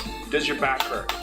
I get headaches, my back hurts. I guess I'm permanently disabled. And all you have to do is, like, you don't have to have clear evidence. You have all your fucking discs are fused. You can't walk. Yay! No, you just have to have a fucking back hurt. Your back hurts. Well, what fucking man who's a laborer, who's 35 years old, doesn't have fucking back pain? Yeah, like y'all do. So they come to you, they say, do you have headaches and back pain? Well, man, as an office worker, doesn't have back pain. Right, exactly. Fucking everybody does. Yeah. You get older, you get back pain, especially if you don't take care of your back. And so these guys are all being roped into the system, and then they get money. They get Social Security money. They get money from taxpayers, essentially forever.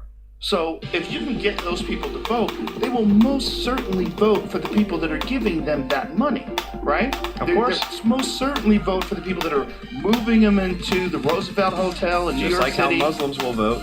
Even though at the local level they oppose all leftist policy, they'll vote at a national level for leftists because they bring in their family members. They bring in, they allow the importation of people that they want here. So they utilize the system for the aims. And for Democrats, this is all good, and of course for Republicans, it's all bad. And Elon's right. He is right that Democrats. And here's what I see: the bird's eye view. right? Why Trump, in the middle of what they're going to do, nowhere? Democrats going to win the midterms by hook or by crook. They're going to win the midterms, and when they do, if they have the power in the House to do this, they're going to impeach him day one. And we'll have, now it'll be the thrice impeached president, right? And they'll obstruct him. Yo, They'll that obstruct works so his agenda great. the entire The step fucking away under ellipsis is this like elongated so impeachment. And they'll deep just run off the for clock. me. It's like so deep. They'll just run it out. It's like this level It's is all pretty complimenting fucking me. crazy. It's really crazy. So this Gad's level, not right, is great, on a whole nother level. way This described. this level is on a Suicide whole event. nother level, right? And a lot of these people that are on the left that are It's like you are self-described so brave. leftists, they're very kind Yeah, people, that's so and deep. they want everyone to have a chance to live in America and be good people, and they don't understand they're being used as pawns by much more cynical people that are just trying to get total control. And if you want to know what total control looks like and what kind of restrictions I'm just could be imposed on a Western society, look no further than the UK. Look what's going on in England right now. 12,000 people have been arrested so far last year for social media posts. Just social media posts criticizing immigration. There was some new thing that they just passed that makes it so that you're supposed to tell on people who are talking in pubs, who are having conversations in pubs that you think are dangerous conversations. There was that woman in the UK who was S8 and then called the guy a name via text. Yes. She called him a faggot. Yeah. Yeah. She called him a She was faggot. sexually assaulted. She called him a faggot, and then she was arrested. Yeah, she was arrested. What? I remember arguing on Pierce Morgan. I was debating with a leftist on this. This was the topic at the time. Yeah. And the leftist, who looked at me like he was a faggot too, said he was defending it tooth and nail, right? This is a good thing because we want to get rid of stigma. The idea is to try to destigmatize the thing. See, words create stigma, and stigma creates harm values, and harm values are evil. They're bad. That's the whole moral system. If we reduce harm, that's moral. If we increase harm, that's immoral. So that's the zero-sum way that they look at this, right? Yeah. If you're increasing it bad, you're decreasing it good. So if we're decreasing stigmatization of an activity that we think is protected, then that's reducing harm. Therefore, that's the moral position.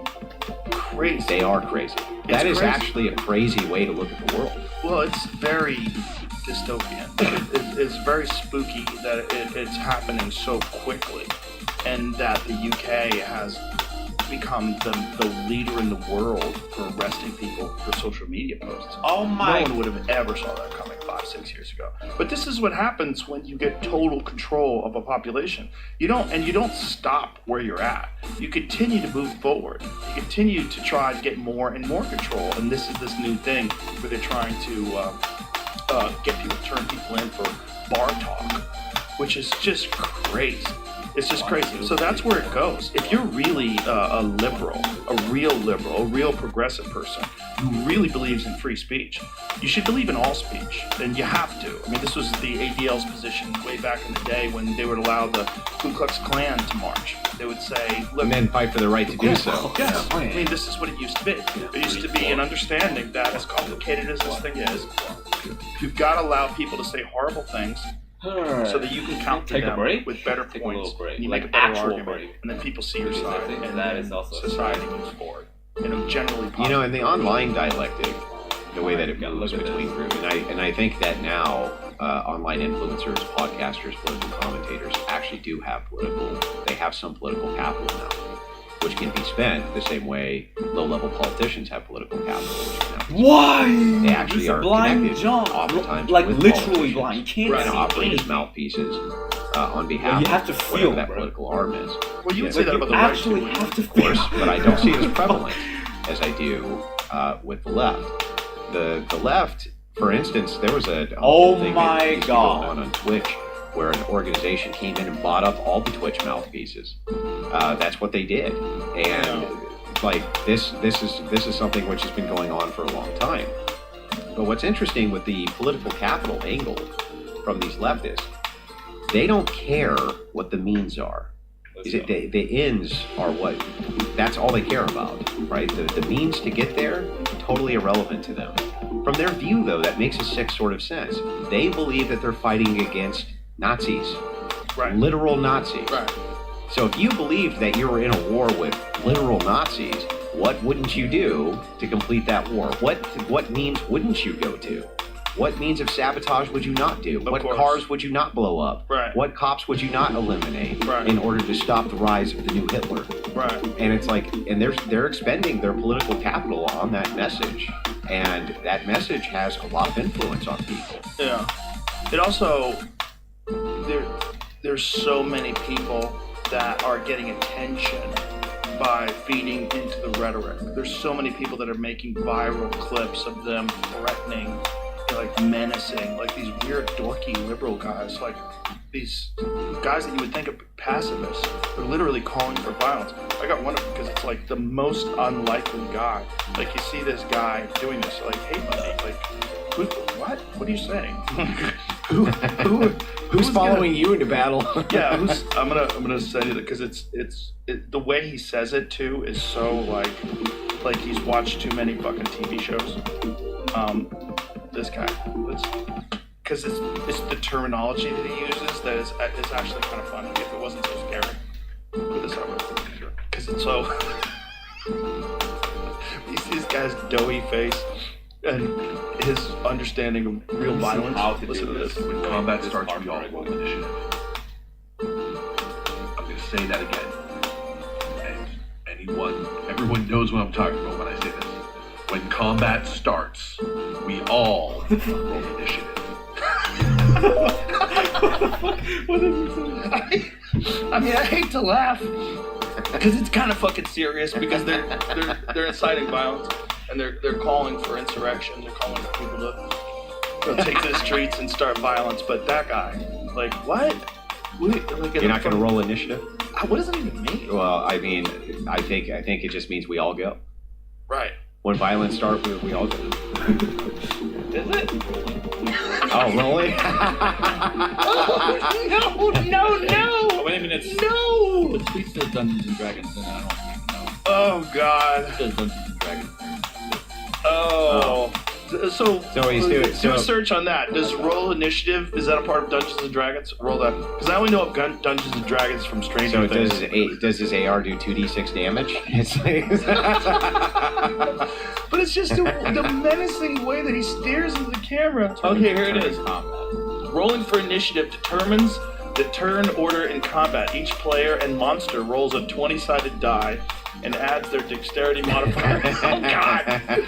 But I mean, this is what I'm saying. It's like a lot of it is cosplay. That does sound like he is saying though. We all go there, right? Yes. Yeah. It sounds like that's what he's saying. And it's also, it gives meaning to people whose lives do not have a lot of meaning, right? Like all of a sudden you're a part of a greater cause. You're a part of a very important movement. Yeah, you're stopping Nazis. Yeah, you're stopping Nazis, and it's relatively safe from the comfort of your own home, staring at your phone on TikTok. Sure. And you get all excited about it, and you cheer. And these are the same people that cheered when Charlie Kirk got shot. For just talking, like that was fine, but this one is not good. It's all like it's very fucked up, man. Well, and they'll kill more commentators than get away with it. Happily. I mean, part of that whole signal chat that's dangerous that people aren't talking about, that's probably the most dangerous aspect of it. And I can't prove this, but it's been my experience that left-wing communities and left-wing groups, especially online communities and online groups, really pander to the mentally ill in a big way. Really pander to them. And I think that it's a form of weaponization. They want to attract the extremely mentally ill into these communities, and it helps with actually what is radicalization.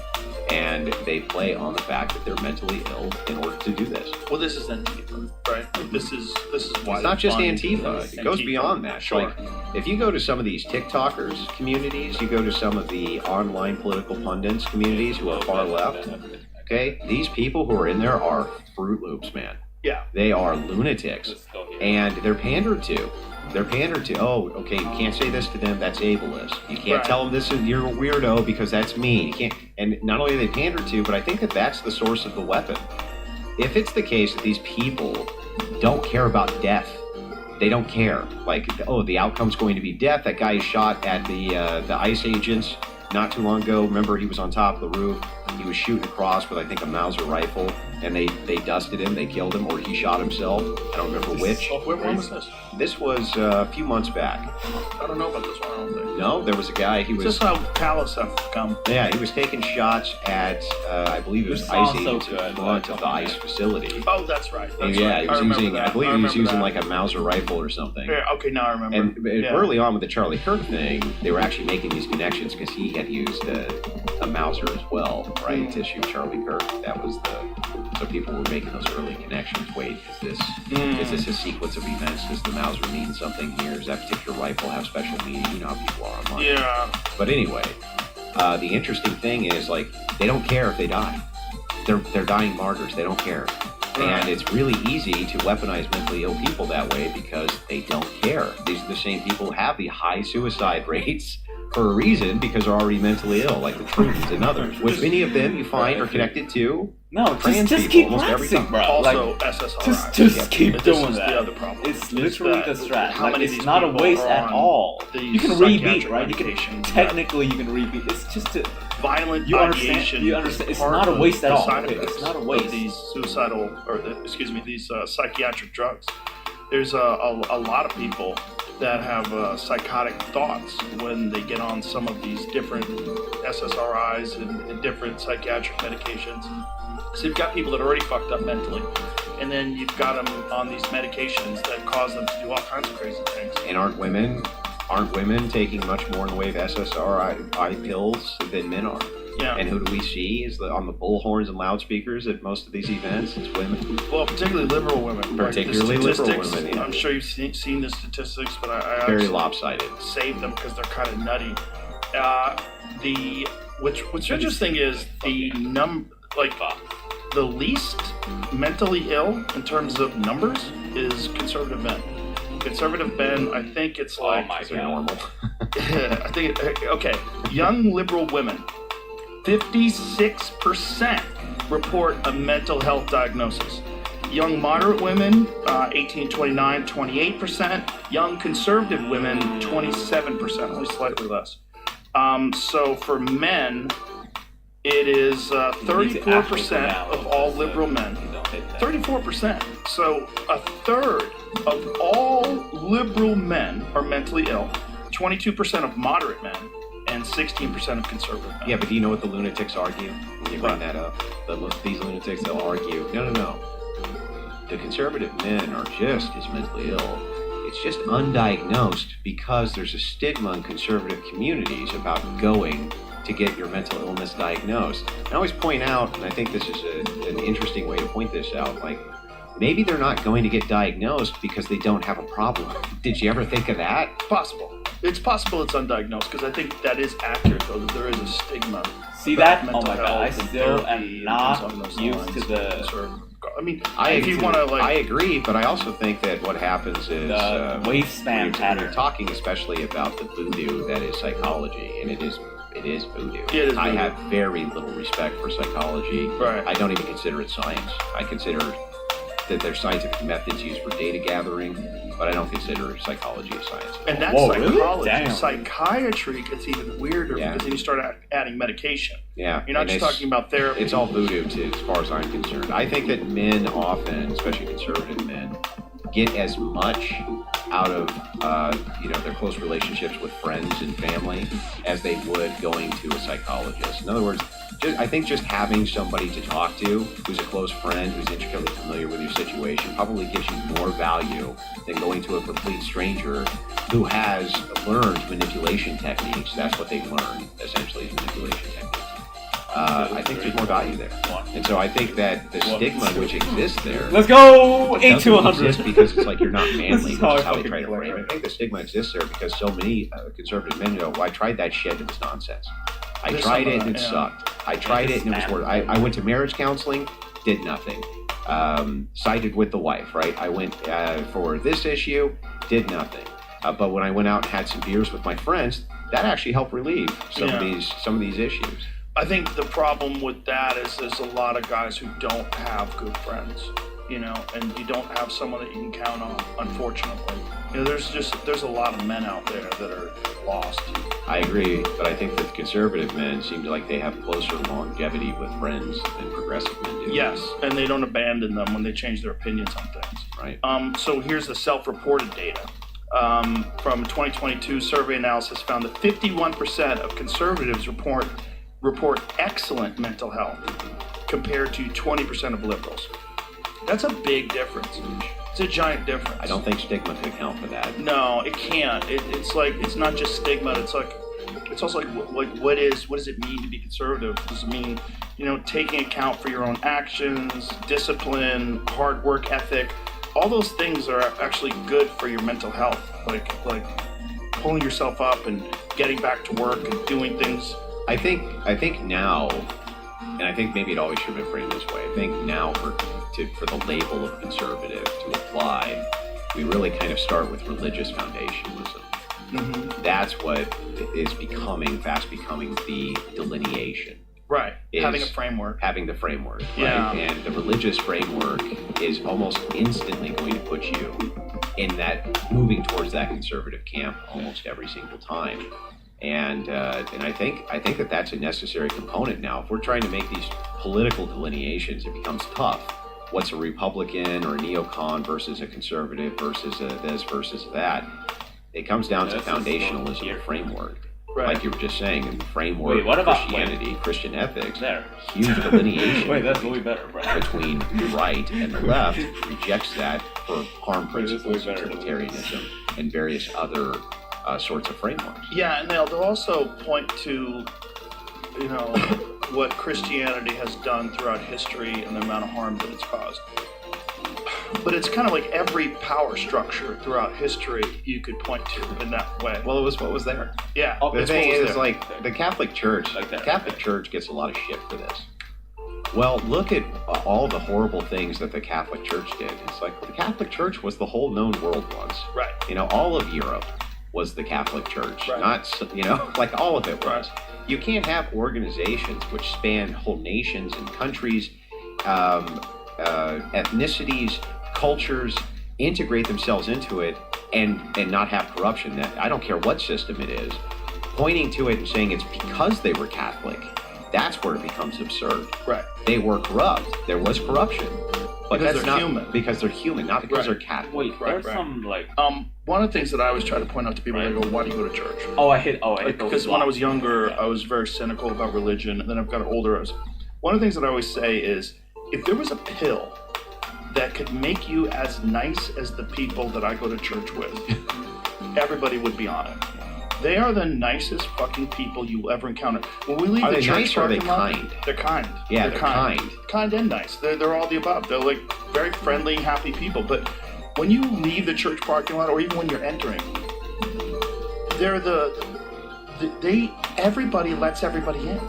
It's like no one rushes ahead. It's like you go ahead and then you go ahead. It's like the most self-organized, most charitable way of exiting a parking lot I've ever experienced in my life. The opposite of a concert. You go to a great concert, everybody's like fucking on everybody's bumper, trying to weasel in, people are honking, fuck you. In church, it's like one person goes, another person goes, no, you go, wave, and then everybody's fine and everybody's happy. It's like, if you could take a pill that could do that to you, if therapy could do that to you, we should all be on therapy. We should all take that pill. Philosophy can do that for you, because the phenomenon that you're talking about is the me philosophy. And so you're going to church, it's not all about you. Right. And that's why you have those types of interactions with people. Wait, you go to a concert, that's for you. That's for me, not for these strangers. I'm going there because I want to be entertained. That's for me. You go to church, it's not for you. Right. And the thing is it's the kind of materialism view, the materialistic view of pure materialism reduces always to me. I think Me, we can start me, now. because what else can there be? Right. There's just That's me and fine. the material I engage with. There's nothing outside of that. So why engage as though there's something outside of that?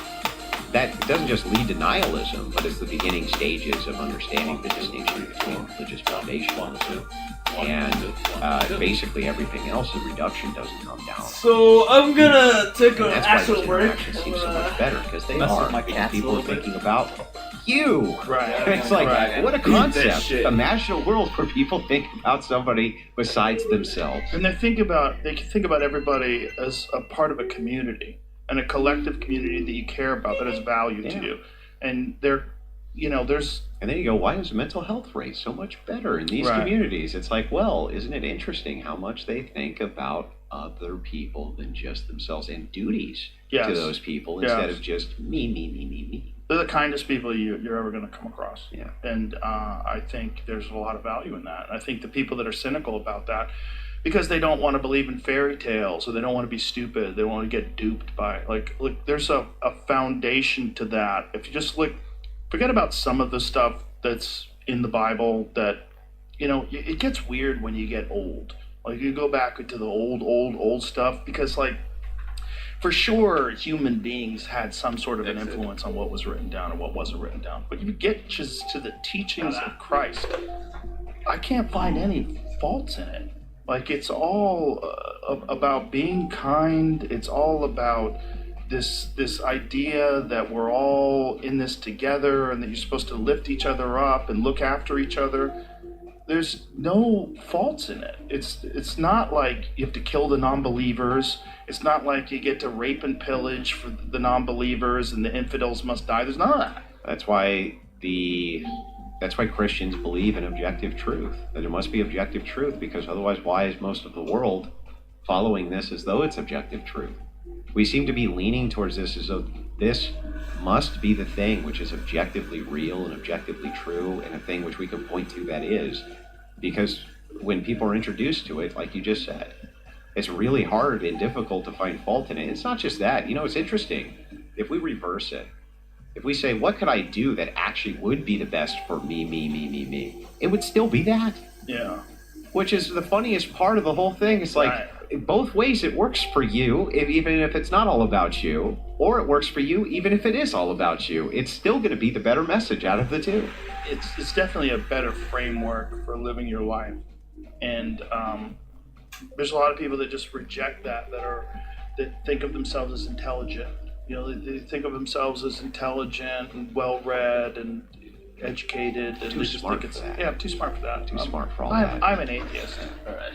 Any atheist needs to take 8 grams of mushrooms. Just Do a little DMT. do a little DMT, and you're like, oh, I don't know anything. You think you know things. You don't know a fucking thing. You just know what you've experienced. And I think that the world is better off if people have a great moral and ethical framework. I think morals and ethics and being kind is one of the most important values that human beings can ever possess if you want to live in a productive and healthy community. Completely agree. And I think that kindness... I wish. I make a delineation between kindness and niceness. Because I think it's often kind not to be nice. Right. If But only, I do right? think that you If can be only nice. everyone was kind to each other. Right. And so, That's true. so I make a delineation between those things. I don't think that kindness, though, has much variance. Kindness is looking after the interest of somebody who's not. And it makes everybody, it's actually selfish, because it makes you feel good too. Yeah, there is something. You can look at it that way. Sure, from the position of trying to convince the unbeliever, right? Appealing to their self-interest may not be the worst idea. Right. Appealing to has the lack of community and let's just assume for a second. Let's just assume it's all bullshit and it's all nonsense. Every bit of it is just totally made up. We just made it up, right? But we all acted as though it was true. If it's the case that your whole framework is that we just want a society that really works well and does the best it can possibly do for everyone, then shouldn't you, by your own framework, just pretend it's true? Right. Yeah. Shouldn't you just act as though it's true anyway? Jordan because- Peterson had a very good point about that, about believing in God. That if you act as if God is real, you will have a better life. Oh Like shit. it works. It really does work. Almost like a universal truth. Yeah, it's very fascinating. It's fascinating that people that are self-professed atheists and people that think of themselves as too intelligent for religion won't acknowledge that. They don't want to believe that. And so many of them that I know that are self-professed atheists are some of the most miserable people. They're very depressed. A lot of them are on psychiatric medications. A lot of them Maybe are I in should therapy. start A lot of believing them are in really God. fucked up. They're almost cursed. Oh, okay. Almost seems like that, doesn't it? Yeah. And the thing is interesting is like I've talked with a lot of atheists, debated with a lot of atheists, especially on the effects of Christianity in society against the effects of atheism. And I know what pure secular states have led to. That's what communism was. That was a purely secular state. Yes. Where Yeah. you really wall off the church from the state. But here we pretend that it's secular, and they get all the benefits of it being, quote, secular, but it's not secular at all. Right. Politicians are constantly voted in based on the fact that they have an X amount of value structure, and that's what they're going to implement legislatively on you. The whole secular thing, totally made up. It's and them pretending that that's even real or has ever existed as a real framework in the United States, just nonsense. Not only that, but I think there is a natural default in the human mind to be attracted to a structure. And if that structure is a Christian structure, you're attracted to all the Christian values that we've just discussed being so positive and beneficial to you. But if you're not, and you go to a leftist progressive structure, leftist in particular, like a Marxist structure, what you're seeing is a complete lack of forgiveness. They don't have that built into the system. You know, one of the beautiful things about Christianity is forgiveness, and the recognition that we're all sinners and we all fuck up and we're all human and we're all flawed, and that you could move on and be better, and you can atone for these sins, and you could recognize that, yes, you've made a mistake, but here's the best way to move forward and be a better person. Society as a whole recognizes that you are me and I am you, and we're all kind of the same thing. We all fuck up, and we're all just human beings. But there's a pathway. There's a pathway to forgiveness. There's zero pathway in leftism. That's the most horrible thing when you watch these pile-ons online over like the most innocuous And so therefore, discretions. what's funny with leftists is their pathway is just everything's permitted. Yeah. And the pathway from Christians, no, not everything is permitted, but almost everything can be forgiven. Right. And that I would see as the big distinction. There's a story that I heard because I'm Eastern Orthodox. That's what I follow. And I heard it was a great story my priest told me. And so basically how this went is there was monks. They lived in a commune, and one monk liked to get drunk. That was his big vice, right? And he drank a lot of beer. And he did this clear up until the day that he died. And when he died, everyone was crying. And a monk said, well, why is everyone crying? He held that vice clear up till the day he died.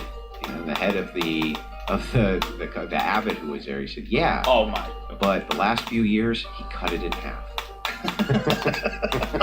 He was on the path. Yeah, he was. Well, he's just saying, I'm going to recognize all the progress that this man who had this horrible vice did, right? There was still progress. He was still trying to move towards the virtue. Get this shit off. Now, maybe he never got to it, but I'm still going to recognize that he was trying to. And maybe he was not able to surmount it. He was not able to get past his demons. Maybe he wasn't able to overtake them all. But he was at least attempting to. Right. That's the thing. That's the thing. And Well, it's this idea of like someone being a perfect person is just it's nonsense. It doesn't exist. And so if you don't have a pathway to forgiveness, and if you don't have that built into your society, you're always going to have people pointing out the people that are the bad people, and it's going to keep moving in that direction. And it's one of the things you see in the left in particular. They eat their own. And it drives me crazy when I see that also from the right. I'm like, don't you see that the people that you criticize are doing this, and now you're doing this? You guys are turning on each other over the most innocuous things and forming tribes where you're attacking each other, even though you have mostly shared values, instead of being charitable and recognizing that, these are just human beings and they make mistakes. Yeah. But the left eats itself more than any fucking group. that I've ever encountered. Over almost Yeah, nothing. And they love to pile on because they're absolutely terrified that it's going to come for them. They're fucking terrified. And so they will go out of their way to shame and attack and to take some of the energy away from them. But do you think there's a unity in that? Like, if we were to look at this again, like from a bird's eye view, I agree with you. The left eats itself way more than the right does. Though the right eats itself too, right? And we've been seeing a lot of that post Charlie Kirk's death. I think that was mostly power vacuum based, and who gets to fill the power vacuum. That's what I think. I still think that it turned into a dog eat dog for the power vacuum fight, and it was a criticism of values, foundationalism, and all that. But from the left view, if you're eating your own, right, and you eat the message apart to the point where you get down to the foundation, and now everybody's in lock and step, is that better for political power or worse? Like, if you constantly are just eating the wrong, nope, that message isn't pure enough, and they gobble them up until you get the monster, right, who has the right message, they're all on board. Is that the better way to achieve this kind of like a political paradigm that they want? That's my question. It's very naive. It's a naive perspective that eventually you're going to boil it down to purity. And you're not going to. It's not going to happen. You're never going to get far left enough. There'll always be something else to eat them. Yeah, well, also, you're advocating for communism. And advocating for communism is so wild. And people, there's no examples of it ever being done right. There's zero. Imagine advocating for something that has zero success. Zero. None. Like, it doesn't exist. It's never happened. It's never been. Why? Well, I'll tell you why. Because if everybody has to share all the money, then who's going to enforce that? Who's gonna tell people that you have to give up your house? Who's gonna tell people you have to give up your life? The state. At the state. And the state has guns. Yeah. So you're advocating for violence. Yeah. Well, you don't think you're advocating for violence, but you are. You're advocating for hard men with guns to enforce your will. And those people are gonna wind up living in mansions and eating filet mignon, and everybody else is gonna be eating oats and gruel. And that's which is exactly what's always happened when it's tried. And the thing is interesting too is there's other value set issues that are really simple to point to. Like, okay, nothing's worth anything. So like, brave. how do I get my guitar? Right, it's nonsense. Like, just all the communist nations were always setting their market prices based on what markets would set for prices. And it's like, how do I value a guitar if it's supposed to just be mine in the commune, and then yours also, and his also? How do we set a value assessment here? What makes the Epiphone better than the another problem, sorry folks, we had a crash. So, another problem is this idea of the equality of outcome, that everybody should get an equal amount. That is crazy talk, because we all know that equality of effort does not exist. There's a reason why there's outliers, and the reason why they're so compelling and so inspirational. It's like, this fucking guy got up at 5 o'clock in the morning and ran every morning before work and hustled and ate the right food and fucking did the right things and was thinking and pushing and was open-minded, and he became radically successful. But from each according to their ability, Joe. But it's not even maximizing everyone's ability, because you're basically giving a safety net for fucking lazy people. And that's not good for them either. No, being inspired by others' success is a good thing. It's a good thing. And the only way that happens is if you let someone be exceptional. And the only way you let someone be exceptional, you have to incentivize them. Well, what's the incentive? The incentive is they get more value out of their hard work. They get more money, they get a nicer house, they get, like, what are you gonna do? You're gonna decide that people have to, like, mate? Like, that women don't find this guy attractive, but that's not fair. So they have to be with this guy. They have to find him attractive, or a woman has to find this man attractive. Sure. Even though he's a don't be fucking lazy loser. Like, this is the way of the world. Yeah. And competition is a good thing for human beings. It inspires us. It's good. It lets you know that there's a higher bar that can be achieved. And you often used to know who the lazy people were based on the living conditions they had. Yes. Isn't that interesting? Yes. Just like you would often know if there was an ugly kid that their parents probably were pretty ugly, right? But it's true, right? Yes. It is true. The idea here is like people tend to bat in dating in their league, at least men do, all right, or try to, right? Yeah. Women love their league, but The thing is the reason you commonly see good-looking people with good-looking people and ugly people with ugly people is because that's about what you can get. Yeah. But it's the same thing when it comes to ability and skill in whatever it is that you're doing, right? Yes. Hey, thing is like, oftentimes if you ask a person, my dad used to say this all the time, he was right. If you ask a person, are you where you're at based on things that happened to you or because of you? 98% of people will say because of things that happened to them. And then when you ask them about what those things are, you'll find out that it's because Oh my god, I'm not the of brave. You'll find out it's because forgetting. of choices they've made, things that they've done. That's actually what's responsible for the conditions that they're in. Oh, and by the way, for people that's not the case, like trust fund kids are the most miserable motherfuckers I have ever met in my life. And they lose it all anyway. A lot of them do, but a lot of them are not fully formed human beings. And the way I always describe it, I go, it's like if you make cement and you don't add all the stuff in the right way, you can't fix it later, right? So during the developmental process, if you're fucking Joffrey from Game of Thrones, like, what are the odds that Joffrey's gonna fucking figure it out and get his shit together and be cool when he gets older? You're just Dexter, and that's it. Exactly. Right? You just like you have the informed experience of the serial killing, and it's like there's just no fixing you. There's no fixing. Yeah, there's no fixing it. I get that. The thing that's interesting is like when I look at the communist paradigm versus the capitalist, that's coming back. That paradigm's coming back, and for a while it was kind of shoved off as like that's boomer shit. But the Cold War's over, Grandpa, right? Cold War's over, Grandpa. There's no communist versus capitalist. That's all. It's like it's not done.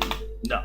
Not at all. It's not done. It's a story as old as time, and it keeps fucking repeating itself. And it's just weird that people look. But also, I believe in social safety nets because I think that there's a lot of people that are very unfortunate, and there's a lot of people that do grow up with shitty parents or parents that have a bad situation in life. Maybe the father dies or the mother dies, and there's no it's good to be charitable, and churches are fantastic at that. It's one of the more pure charities that you're ever going to find because their goal is really just to help those people. Unlike what you think of as charities in the modern sense, one of the grossest fucking things today is these enormous charities that everybody thinks, oh, I'm going to support this charity. It's doing so much good. 90% to the CEO. Yeah, dude, I was watching this thing that was either I think it was Live Aid. One of those concert things. It was Bono. What was he involved in? Was it Live Aid? I don't remember. But Bono, I remember his speech where he was like, capitalism's done more to take people out of poverty than anything else. I thought that was funny. It is funny. Yeah, but it's true. I don't remember which one he was involved in directly, but I know what you're referencing. Well, Mike Benz did this video today where he was explaining how an enormous percentage of that money went to regime change. Like, it went to prop up CIA operations. Like, the fucking money that people donated so generously to the LA fires. Did you ever see where all that went? Where? It went to like 100 different nonprofits. Like, some of it was like pro-immigration. It was like we talked about it the other day. We had a whole list of all the different things that have been documented. All NGOs. That money. Oh yeah, that's all. So very little money is ever going to go to the actual people that lost their house. Almost all the money is going to go to these nonprofits. All these nonprofits have overhead. It goes to their employees. It goes to the overhead costs. All these people got bonuses. But isn't that the same with the state? $500,000 went to bonuses. Yeah, but that's the same with the state. But how crazy is that? You get a bonus for running a fucking charity? That's crazy. Huge bonuses. Huge bonuses. Like hundreds of thousands of dollars or millions in bonuses. And that's the homeless situation. This is the other thing about the homeless situation in California. Oh, we're going to help the homeless. It's really important to donate to the homeless. Let's help the homeless. California spent $24 billion on the homeless problem. It got worse. Not only did it get worse, they can't account for the money. And when the politicians have unanimously voted to try to do an audit to see where the money goes, Gavin Newsom has vetoed it. It's wild. Well, isn't it counterintuitive anyway? If you're in an area and you say, look, we're going to be really good to the homeless here. We're going to give them a lot of money, a lot of entitlements. We're going to really help them get on their feet. If you were homeless in a neighboring state, where would you go? Yeah, you move to a place with awesome weather. Yeah. They'll give you money. Where they're going to give you money. Yeah. And so, and they do just that. And so that's why these budgets become very bloated, right? People are like, wait a second, there used to be 3 homeless guys over there. Now there's a 10th city. What the hell is going on? And they all get free crack. Yeah, or free needles in their needle exchange or whatever it is. It gets worse and worse. The state does the same thing. State is allocating tons and tons of cash that it gets in Social Security tax. It's not going to Social Security. It's like these entitlements and entitlement spending. Well, when people found out that Social Security is going to illegal immigrants, oh yeah, an enormous amount of it, they're like, wait, what? And they denied it. And then they had to fess up to it. Whistleblowers. And well, why would you have a pay-go system? Why would you have a system where you're like, this is social safety net that you're paying into for your retirement, that you have to pay into? Why wouldn't that go in a lockbox? Why would you have a bit? Well, because we want access to that money right now, and we'll pay it out later. That's what we'll do. We'll pay it out later. Right. It's like, what? Why wouldn't you have sounds like it? Misappropriation. Of course. It's wild that they're allowed to access the Social Security funds that are for your retirement, and then they're like, well, we're going to defund Social Security. So we'll shut the whole government down, right? Because then you won't get your Social Security checks. We'll weaponize the entitlement that should just be in a lockbox. Yeah. We'll pass funding for it. Funding for the thing they already paid? Well, the idea also is that you are supposed to be paying into it so that you will get money when you retire. But your return on investment is so bad. That's terrible. And compared to what would happen if you spent that exact same money and put it in like a fund, a reliable fund, you would get so much more money when you retire. Like an enormous difference. Well, now I almost feel like it's hamstringing, because if it was the case that they let you keep, you could just opt out, I don't want Social Security, I want to keep it.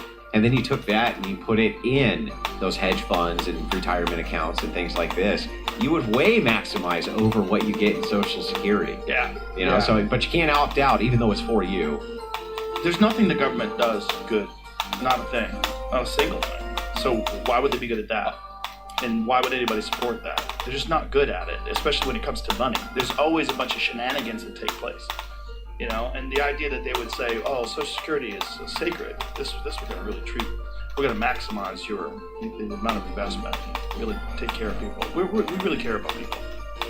Yeah, we care about a ton. It's so naive. It's so naive and so obviously an ineffective and possibly corrupt system. Why hasn't it become a weapon? Entitlements are a weapon. Yeah. They're a political weapon. Well, it certainly helps. Yeah, and also, again, the suicidal empathy that Gad Saad talks about. If you're on the left, you think of it as being like you're an empathetic person, a kind person. You want people to have money when they retire. You want people to have Medicaid, and you want people to have welfare, and you want people to have SNAP. Who was the guy you brought up? I'm trying to think of his name. It's like maybe Professor Raft, something like that. He brought up the Papua New Guinea thing. You remember the Papua New Guinea thing? Yes, I do. Yeah. So on that little island, right? They have the Seminole people. And the Seminole people, basically, they molest young boys. That's what they do, right?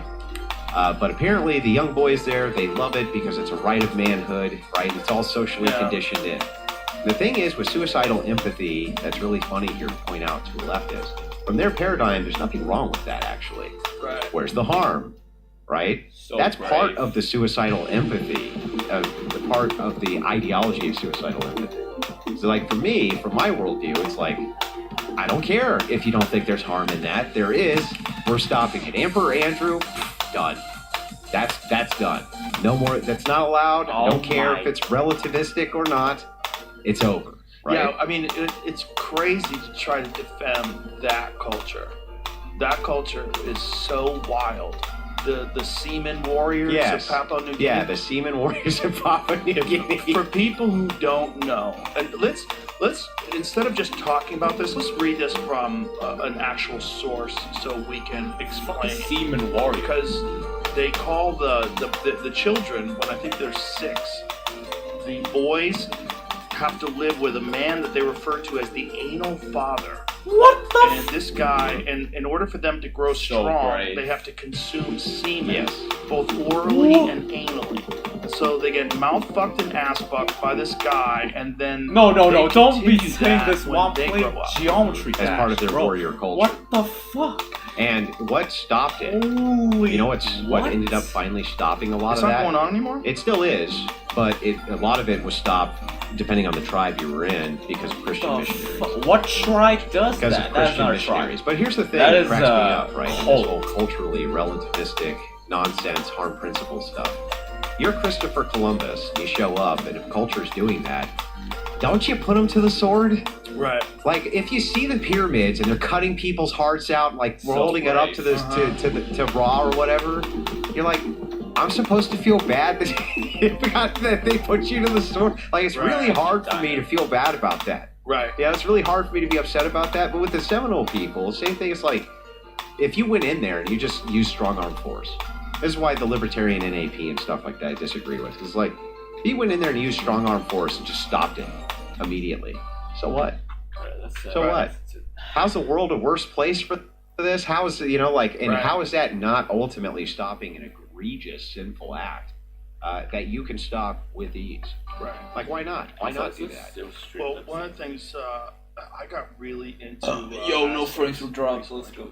And because I wasn't aware that Because of like a lot kind of of those traits. temples that they found, you would think that the people that build those incredible pyramids and temples, Oh, they found them, didn't they? yeah, you would think they have to be an incredibly sophisticated society. Well, it turns out they didn't really build them; they found them, and they referred to them as the place where the gods were born.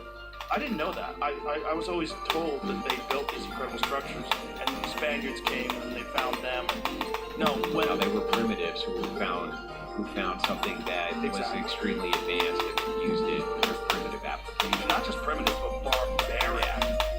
When they completed the consecration of the Temple of Tenochtitlan, they killed somewhere between 20,000 on the low end and 80,000 on the high end. They sacrificed 20,000 to 80,000 people within 4 days. In 4 days. And this was documented by, I don't forget his name,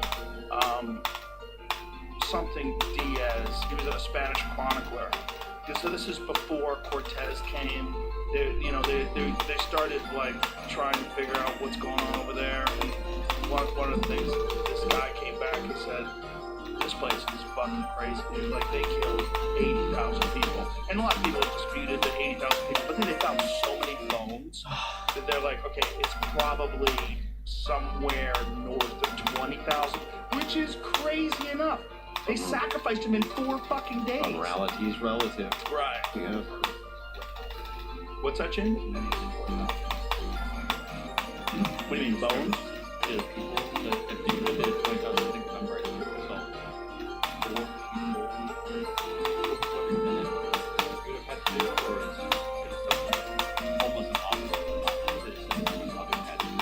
Right, but they said that no, I think if you. But I looked it up too. I looked it up yesterday. So Actually. brave. I looked it up yesterday, and they were saying that this guy, who was the guy that we can. I know I have it saved, so I can find it. So this guy, this Diaz guy. Yeah, who chronicled it in the 16th century. Really, really soon, like within a couple of decades. Yeah.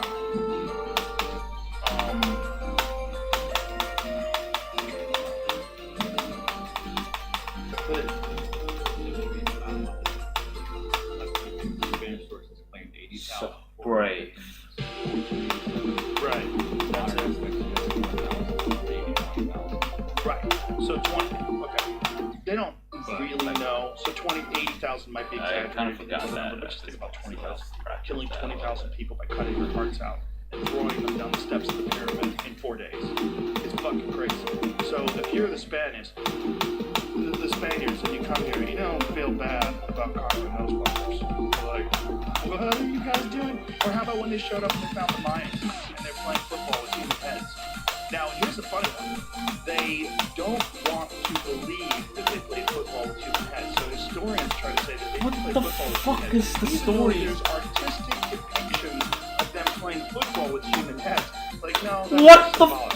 Well, did they sacrifice humans? Yes, they did. But if they played football with their heads, that would be rude. It's that whole myth of the noble savage. Exactly. And that whole myth of the noble savage is something which is utilized by the left in order to make the claim that you are an imperialist and an occupier and a person who, you have colonized their land. And the thing is that, like, if that's what we colonized, why do I care? I ask this question all the time. Why do I care if that's what I colonized? If that's what my ancestors colonized, why should I give a shit about that? Well, there's an amazing book about Texas called Empire of the Summer Moon. It's all about the Comanche. This entire land used to be before Mexico owned it. By the way, one funny thing, this lady said to me, this all used to be Mexico. I'm like, right, but do you know for how long? 15 years. Like, I've been here for 6. Like, you gotta let that go. That's not that long. 15 years. And by the way, Mexico's only And we had an Alamo over it, okay? Yeah, and by the way, Mexico's only one in Texas. Mexico started With its new constitution? Yeah, because also, you have the language and the religion of your oppressors that you're trying to say is such a noble and incredible culture. Yeah. That you bring over to America. And you're all Catholic. Yeah, you're all Catholic. You all speak Spanish. Yeah. They used to have, first of all, the people, the Native American people, So and brave. the original people, the Aztecs, the Mayas, the Mexicans, it's essentially the same kind of people. A lot of them they look the same. It's like, if you look at Sitting Bull, My it wife looks like calls you them. could be working at a taqueria. My wife calls them pygmy people. Oh, they're tiny. Yeah, it's the pygmy people. And they have flat noses and they look like pygmy people. Well, the original people of Mexico had, or what the land of Mexico had, over 100 languages. The Mayans alone had 30 different languages. They're all lost. Like, these languages are all lost. We're supposed to think it's noble that this amazing culture that have the language and the religion of their oppressors, and they want to move here So with this brave. language. They're colonizing. They're trying to colonize a place. You've been colonized. You're trying to colonize. And here's the thing about colonizing. Everybody that doesn't live in Africa, somewhere in their ancestry, there was a colonizer. Like, if you go to Minnesota and you see these Somali communities and everyone's speaking Somali, they have Somali businesses, what do you think that is? It's a colony. Of course. It's just not a big one. It just hasn't taken over the entire country. And when it does, you'll think it's great because they're not white. Right. Well, they're not colonizers. They're not can you see? They're immigrants. They're immigrants. Yeah. Right, white people are colonizers. Yeah, white people are the colonizers. Yeah. Everyone else is the immigrant. Nobody feels bad for Swedish chicks with big tits that are moving to America. You don't think that those are colonists. Yeah. Don't care. Yeah. Don't care. Yeah. Nobody cares. It's only the colonization. Oh man. Well, the thing is funny. Moving back to the myth of the noble savage thing. How weaponized that is when so much of it isn't true. Like, for instance, you've heard of the Two Spirits, Yes. right? That's all bullshit too. The whole Two Spirit people, all bullshit. Came from like one guy. I don't remember. Started with a B, right? Who like Bardenche or something like this that they called them, right? And it was one tribe of people who had some like weird thing that they did. That was it. It was probably gay guys. Yeah, It's that was the probably gay whole. guys that like dressing up like women. Yeah, that's where the whole Two Yeah. Spirit thing came. And then Yeah. suddenly it's like, no, the Native Americans had the Two Spirits. It's like, So no, brave. no. That is not the case at all. You just made it up because then you throw it in with your Skittles bullshit. Right. So that's the yeah, throw it in with the Skittles bullshit. The rainbow. Yeah. Well, the thing about this area here, before Mexico owned it, it was Comancheria. It was owned by the Comanche. But you know how they owned it? Because they killed the fucking Apache. That's how. Colonizers. Yeah. Well, they were fucking brutal. That's why this Empire of the Summer Moon book is so good. Because it just shows you how unbelievably barbaric the Comanche was. Had his motherfuckers around. Because they had figured out horse racing. And by the way, they got those Spanish. Yeah, they were Europeans. Yeah, which is crazy. Because horses actually originated from North America. I thought they were in Europe and brought here from Europe. No, horses originated in North So America brave. and then made their way to Asia and then were wiped out in North America Oh, okay. and then reintroduced Fuck. to Okay, so Spanish. but the natives didn't have Did not access have to them horses. until No. Europeans brought it. Okay, that's but- what I thought. Their culture was so incredibly wild. If you think about it, like you're talking about when you think about Europe and Asia, you've got people riding horses and building cities, and you've got like agriculture, all these things. And in North America, you basically have Stone Age people. Really kind of crazy, really kind of fascinating. And then they get horses, and the Comanches were the first ones to really figure out horse breeding. So They brave. figured out how to castrate the horses. They became Mongols. Yeah, they basically became Mongols. Yes, they became Mongols once they had access to horses. Yeah. Well, that was the whole distinction anyway. If you reduce it all to civilizations, Europeans had domesticatable animals, natives didn't. Right. And because we had domesticatable animals, we had labor, we built these amazing societies, and they didn't. Like, the difference that a work ox and a workhorse can make in labor is astronomical. Yeah. And so, that's the real difference. Same thing with disease. Like, God, the whites brought over all their disease. It's like, well, all those came from animals, smallpox, all that. Got immunity because we of animal husbandry. They didn't have any immunity to any of that. Now we have this real evidence that syphilis came from Native Americans, and that they brought that, at least some forms of syphilis, and they brought that syphilis back to Europe, and then all the Europeans started going crazy and getting holes in their head, losing all their hair, and that's where the big wigs came from. And then eating mercury pills to cure themselves. Crazy what people used to believe. Yeah.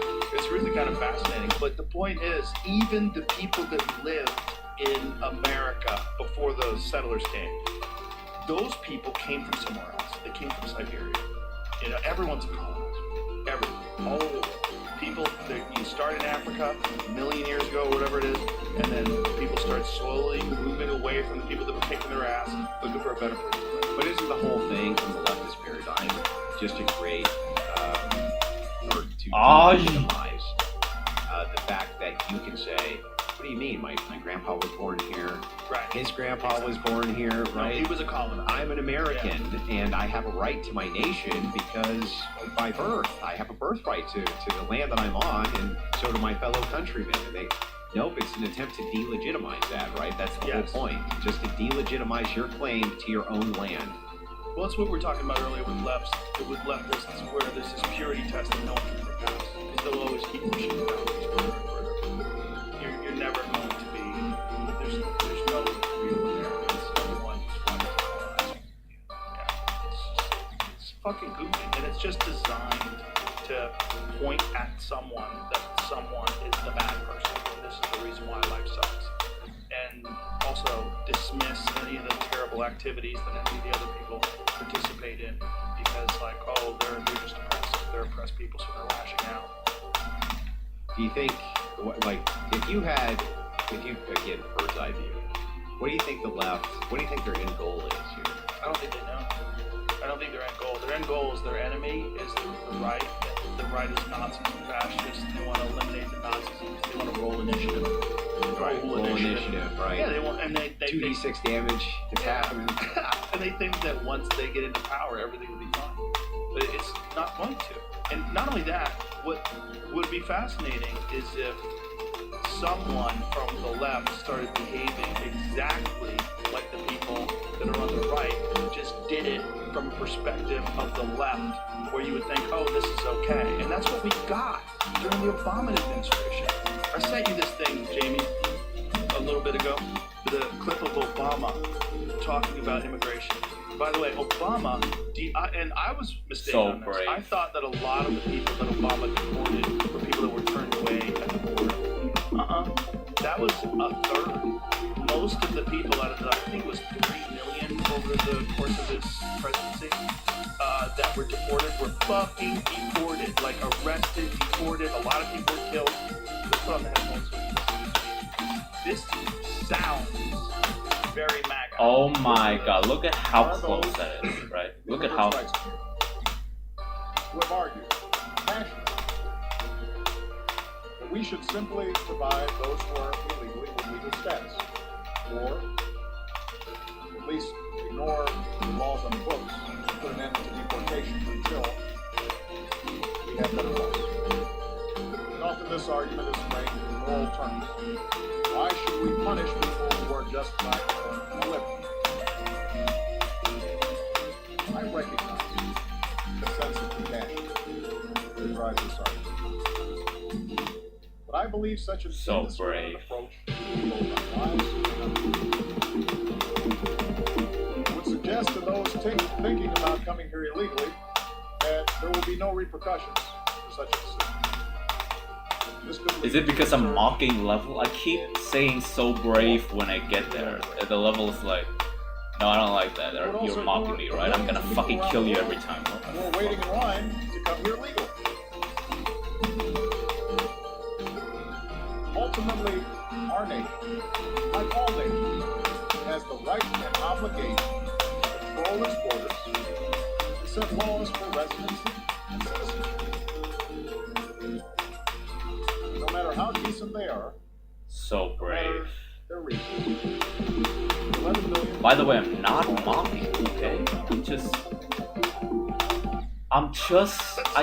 It's cool, okay? I In think it's cool. 2010, I'm that not was a mocking you at all. Democrat saying that. That and text everybody is was like, actually well, so cool, okay? I like That's that. reasonable. That's Yeah, one and on that, rational. Tom Homan, Stop killing me. who is the head I now, know, was the guy then, and he gave him a fucking medal. Find the clip of Hillary when she's running in 2012, where Hillary is more MAGA than Trump. The way she frames things is so hardcore right-wing, she sounds to the right of Marjorie Taylor Greene. If you've never seen this, have you seen this one? I think so, but I'm going It's to look again. wonderful. It's wonderful because it just shows you how much horseshit. By the way, how good is he? He's such a good spokesperson. The way he talked was so measured and so noble, and the way he phrased his sentences, like it's really interesting how much perception plays a factor in So what you think brave. of as like someone being a good president. Because everybody on the left thinks of him as being like the most amazing president ever. Oh, yeah. Now this isn't the one. And he wasn't. But this isn't the one. The one is she's giving a speech.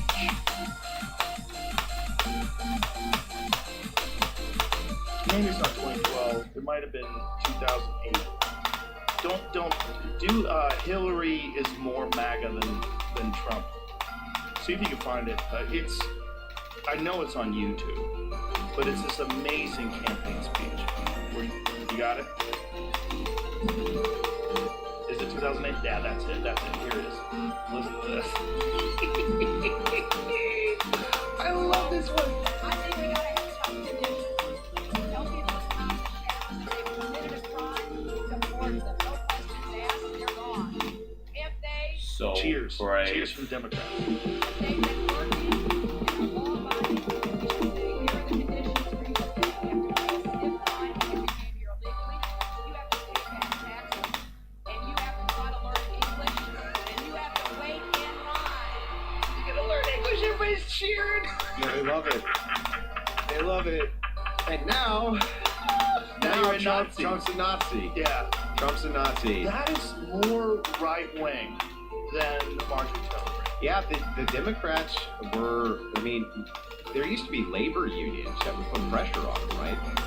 This was a big thing. Like, there was labor unions, that was what the Democrats had. Yes. And the labor unions did not want the cheap labor to come in and displace them from having their nice little high-wage jobs. And so it was all about, we got to deport the illegals. Like, or what did Bernie Sanders say? Mass illegal immigration is a right-wing Koch brothers conspiracy So to bring in brave. cheap labor. And he wasn't wrong. Right. Yeah, he wasn't wrong. Wasn't wrong. But the thing is it's like, Oh my. what the hell are we fighting over here?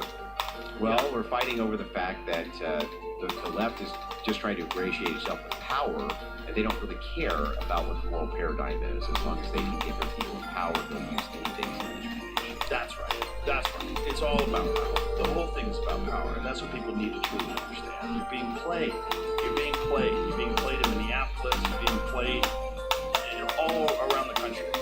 It's about power. It's about them getting power. And if you think that once they get complete, if they were successful, they imported So millions more, brave. all these swing states, they allow them to vote, they completely break the system. Now it's only, you think that's gonna be good for everybody? You're out of your fucking mind. Well, let me ask you this. Do you think then that Christians, knowing this, Look at that. they know that these are bids for power, when you have Christian nationalism on the rise, rise in Christians moving towards that. Doesn't that seem like it's a rational and reasonable thing to do for them to want the mindset of if we're not in power, they will be in power? It's rational from their perspective, for sure. What people are terrified of is that it would restrict the freedom of religion and that you would impose Christianity on the entire country. You know, and I don't think you should impose any kind of religion on any people. I think people should be free. I've never seen I know that there are, of course, the people who push that there has to be an established theocracy in order for Christian nationalism to work. But the frameworks that I've seen that have political legitimacy don't seem to push for that at all. They push instead that the idea is that Christians should not be hamstrung from the ideals of holding power itself. That does not make you bad or evil or awful. No matter what the left says, Christians are how Christians are supposed to act. And that when you are in power, you should rule with Christian ethics in mind. That's how you're supposed to pass policy, public policy of all kinds, is through those ethical means. That's Not hey, it's going to be a theocracy. Right. That doesn't seem like it's a necessary component. No, well, people are afraid of the concept of a theocracy, and I think that people are afraid of just human nature, and that if people did get into power, that that's what it would become. Just like these people are just trying to get into power. Wait. Christianity as a vehicle, and they would just use that as a way to control people. The real concern is just human nature. Human beings, when they get into any position of power, like to keep it and expand it. It's like that's what they do. You know, I tell jokes, I talk shit. That's what I do. I like to talk shit. I like to tell more jokes. But they're having good games, right? There have. Oh my god, it bounces a little bit. No. Good luck finding a benevolent dictator. No, don't do that! I don't think you have to use it. You like dictatorship. But if it's the case that people point to, like, there were people who had a lot of power who fundamentally were pretty good. What was it that they're pointing to that made them good? Is there something we can point society towards that can make our leaders a bit better? That can make our leadership not hyper-focus on the nonsense of like gay marriage and stuff like that, which is completely and totally unimportant at the political level. It shouldn't be all the federal government anyway.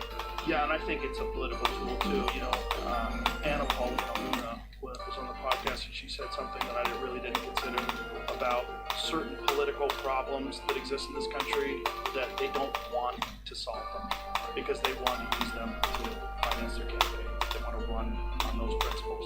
It needs to always be there. It needs to always be there. It needs to always be there as an issue. It's like, I think a lot of these can be solved. Like, if we were to have politicians in mass and their supporters in mass follow Christian ethics, I do think a lot of those sub-issues get solved very quickly. If it's true Christianity, if they really do follow the teachings of Jesus Christ, but I think what people are really worried about is like, when people think about Christians, they think about the worst case scenario of Christianity, which is like evangelicals on television. They just try to get private jets. But how is electing atheists better, or electing socialists better, or electing any of these people better? It can't be better. Right, it's not better like if someone's a complete sociopath that doesn't have any moral framework, like a Japanese guy.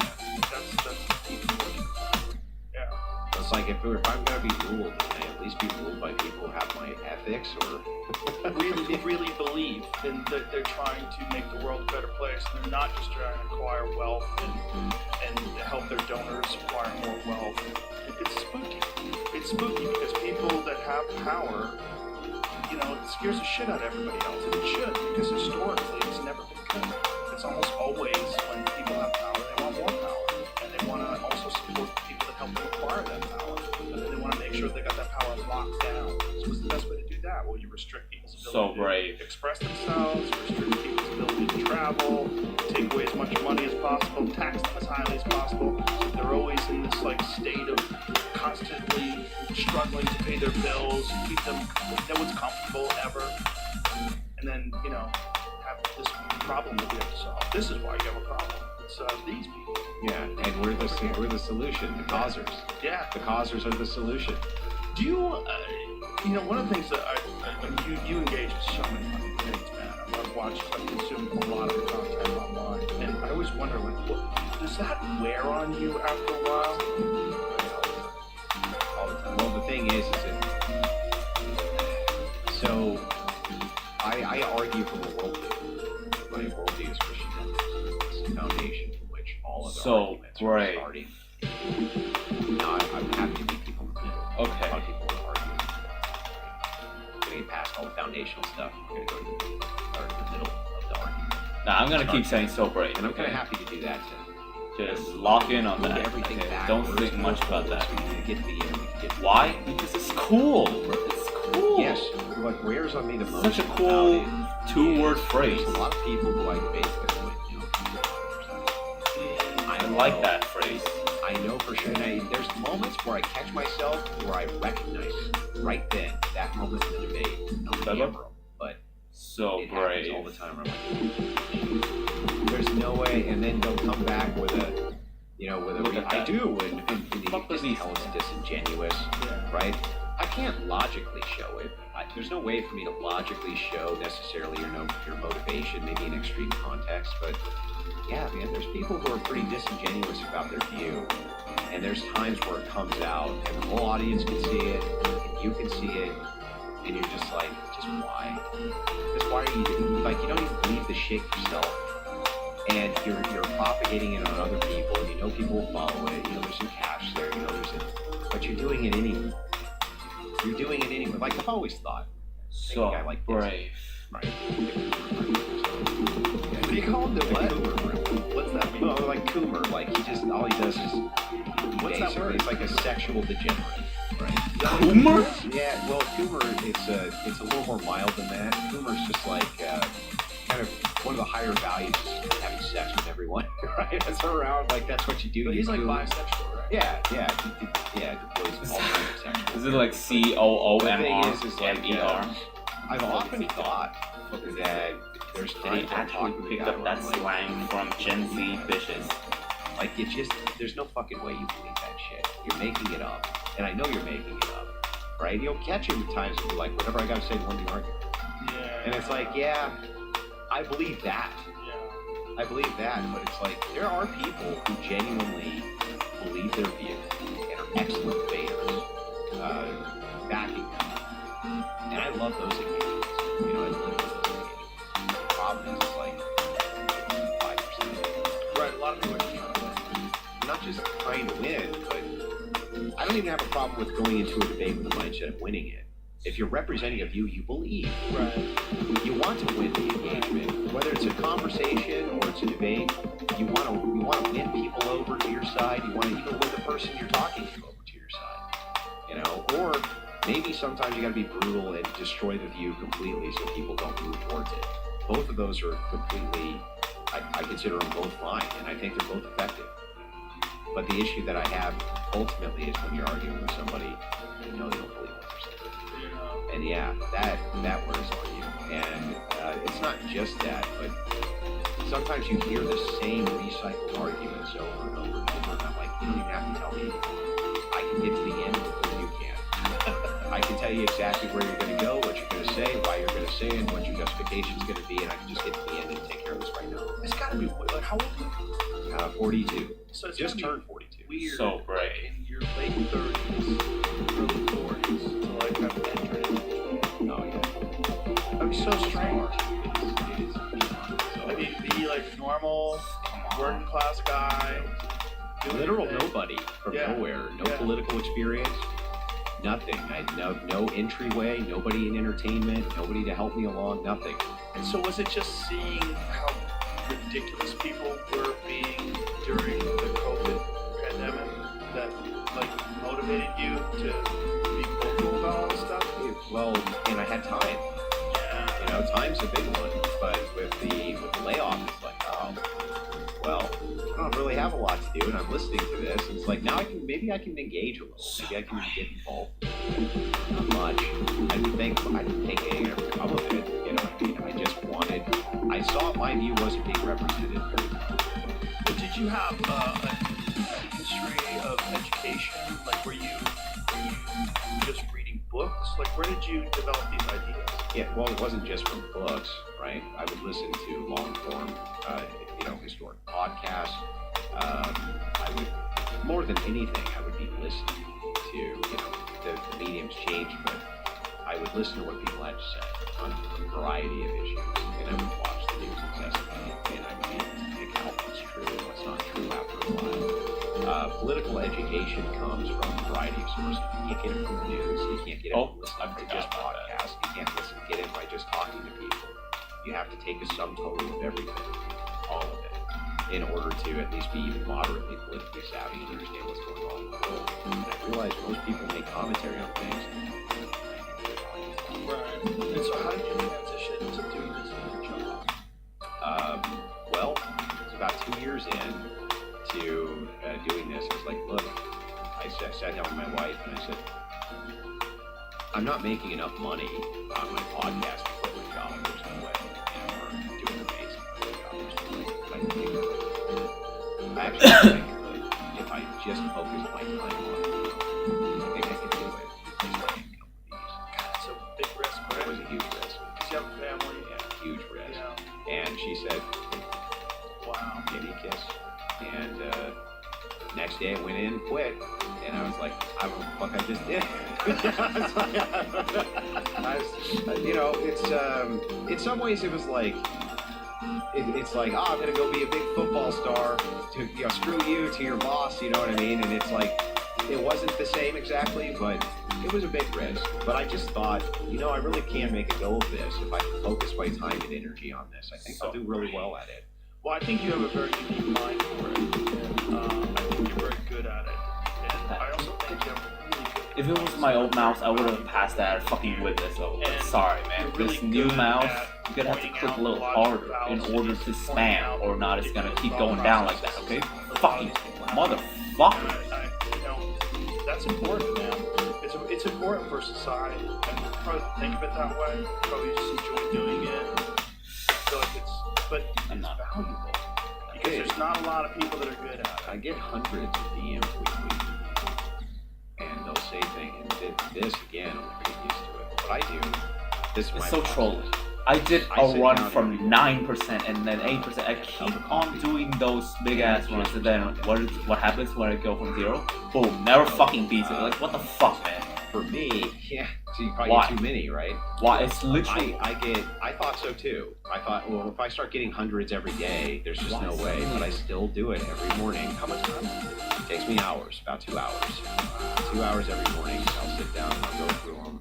And I can't send back long paragraphs, but usually I'll read exactly what they say. Even I'll just say something like, thanks for the support. Or, I really appreciate you saying that. That means a lot. Because it does. Yeah. To me, it's my It's getting privilege dark. to have fans. It's not their privilege. And so when I started to see that, and I started to see, wait, this actually does have a massive effect on people, I also began taking it very much more seriously because I understood. I can also say things that do the opposite. They can move people towards the opposite of things which are good. You know what I mean? Or things which are things which you should be moving towards. And so, I do take it seriously, and I understand my job is to represent a worldview. And when I go into a debate, that's exactly what I think. Millions of people are going to see this worldview on display. I'm representing it, and I need to do the best I can. Represent it well. To be an intelligent, reasonable person who's both well-read and has very good points that you can express about social issues, societal issues, it's a massive thing. It's a very important thing that mainstream media is not doing a good job of filling that role. It just doesn't. There's not a lot of people out there.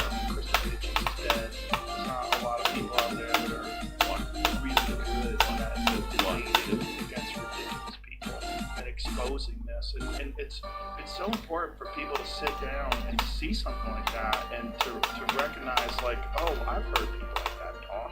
Oh, I've always wondered, like, that doesn't make any sense. Why doesn't someone tell that guy to shut the fuck up? Why doesn't someone and you do that? That's my job. That's your job. My job is to go in specifically and say, why don't you shut the fuck up? What you're saying is so detrimental to people too.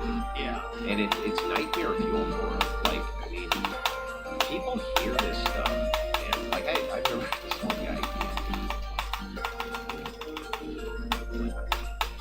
He said, I'll listen to a man and I just fucking rage in my truck. Like, I fucking hate these bastards. He's like, but I can't stop listening. He's like, and his mindset was, I want to know what the enemy's thinking, right? That's his mindset. Yeah. And I think a lot of it is maybe that particular guy's addicted to race or whatever you want to frame it. I don't think so. I think the truth is that people are trying to get to the bottom of it. They're trying to be like, why is this happening? Why is this going on? Why do these people think the way they do? And then they start listening to them. Sometimes it's way worse than you thought. It's like, you really believe that shit? You really think that that's the case? You really think that we should be doing anything like this? What is wrong with you? Yeah. And I think that for a lot of people, that can be a very kind of like jarring experience. And I think that's healthy. I think that's healthy for you to be kind of jarred out of complacency a little bit. It's certainly healthy for other people to watch it. Because certain people lean in one direction or the other, and they're not really exactly sure how they feel about things. And sometimes someone who has bad ideas can be very compelling with these bad ideas because they're not being confronted by someone who's better at it. You know, and I think that's a very Or even as good. Yeah. You know, even some, if you just draw a stalemate, it's like, sometimes even that's good enough. Because it's like, you know, maybe I was leaning towards this or I was leaning towards that, but I'm not sure yet. Sometimes that's the best thing, right? Maybe you shouldn't be too sure on this side or that side. Right. But, you know, before you commit, at least maybe I can stop you from making a committal to this. Tons of people, like, you know, some things about Christianity, I was on the fence about Orthodoxy, I was on the fence about this, I was on the fence about that. This debate did it, or they listened to what these people had to say. This debate did it, this debate did it. You know, different fans have different highlights that they like, because they're all coming from different walks of life. But they're all very similar in one aspect. Most of my audience are married men, you know, or married. So brave. If it's, you know, late 20s, 30s, early 40s. That's about the demographic. But mostly like 32 to 44. So these people, they have some life experience. They're not dummies. And they're listening to it and they're like, it's about time someone told that. Yeah. You know, somebody let them know what was going on. Somebody challenged those ideas. Somebody buried them. And yeah, that's what I'm effective at doing. So brave. And that's what I'm going to keep doing, because these people are, and here's what I learned. The higher I go in confrontation with the higher level people, the dumber they get. Really? The dumber they get. Back in the old Twitch Bloodsport days, when it was 50 live viewers and me against two leftists and we were slugging it out, they were smarter.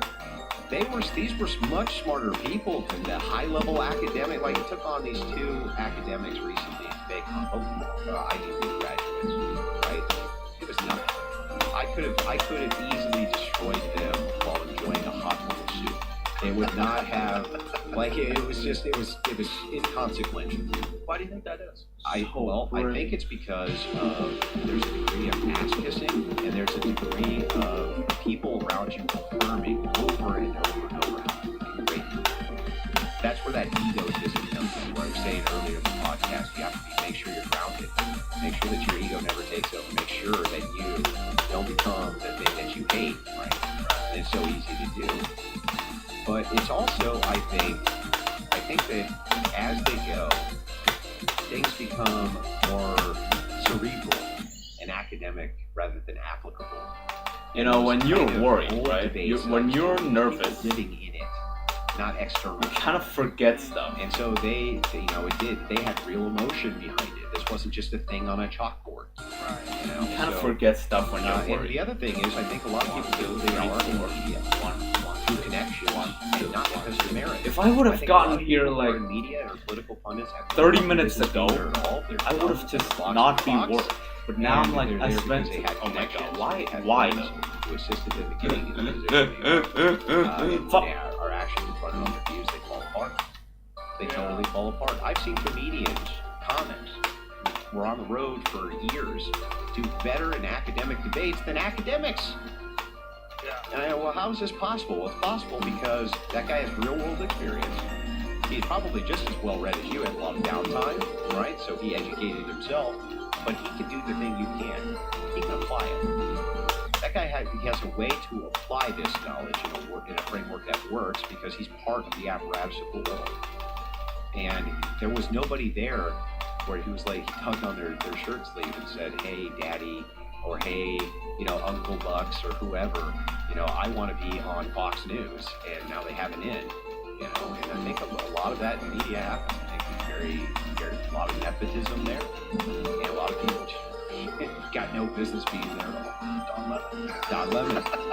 Not just Don Lemon. I mean, No, there's so a lot many. of them. Yeah, I just like to pick on him because he picked on me. Yeah. There's Well, I don't know what that Don Lemon's doing picking on any, but like you would same thing. You would destroy Lemon while enjoying a hot bowl of soup. It would just be nothing because Lemon's biggest problem is he had never had any business. He was a token, literally a token. He was the token gay black guy. He was not valued for his insights, wonderful political takes, the fantastic way in which he broke down the issues of our time. He was valued because he was a gay dude who was black, who was like liberal talking points. Yeah, That's it. yeah, I agree. Hey, listen, man, I enjoyed this. Let's do it again sometime. Absolutely. And tell everybody your show, The Crucible, where they can find it. Yeah, my show is The Crucible on YouTube. You can also make sure you go and grab a copy of my wife's book, The Cold Feminism. It's fantastic. I brought you a copy. Cool. And then, I know you wrote that. That's why I brought that copy. And then you can also catch me Debate University. It's a thing that I've done for years. It's teaching how to debate. You can go check that out as well. Debate University. Hey, I appreciate you being here, man. I think what you're doing is great. I really do. I enjoy it. All right. Bye, everybody.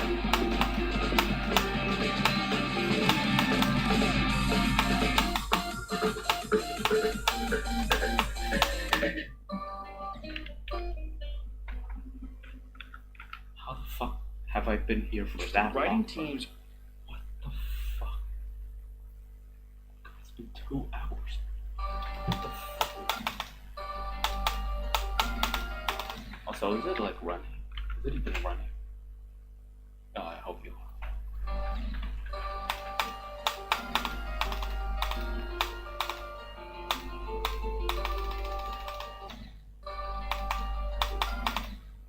I think I've been here too long.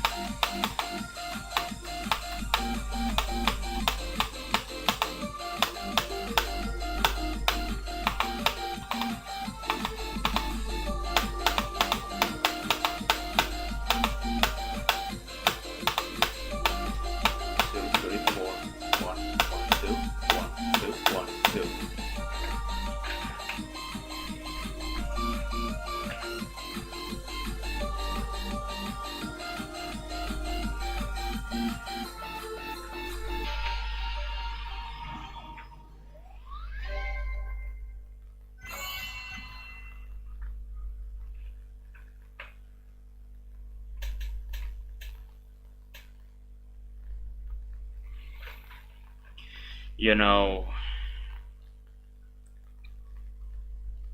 maybe my brain is truly fucked. I have like 1 week, 2 weeks. 1 week. No, it's 2 weeks, yeah. But 1 week for myself, and then the next week there's gotta be a presence at home. So this 1 week is basically the whole day you have for yourself.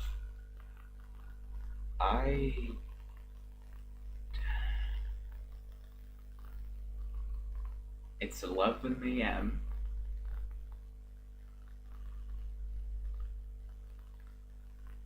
Remember the promise. It's not a promise per se, but you want to do it, don't you?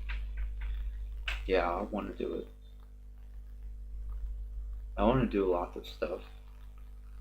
I don't want to just get stuck on the things, keep dwelling on my past. I don't want that.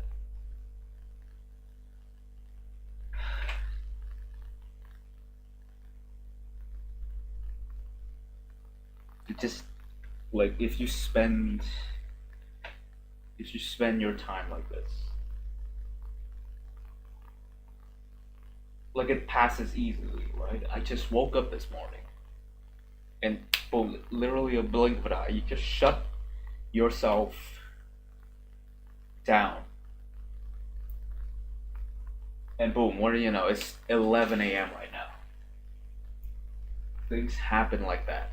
When I do these things, it happens like that.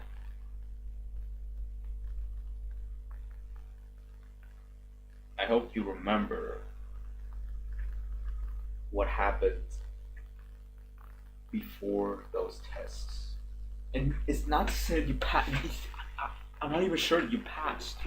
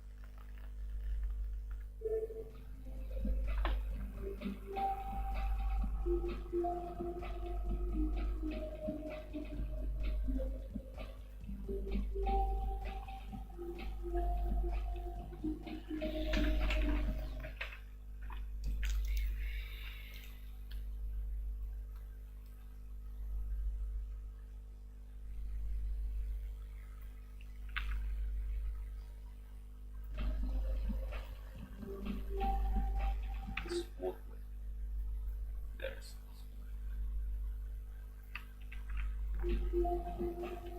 how many guys still remember?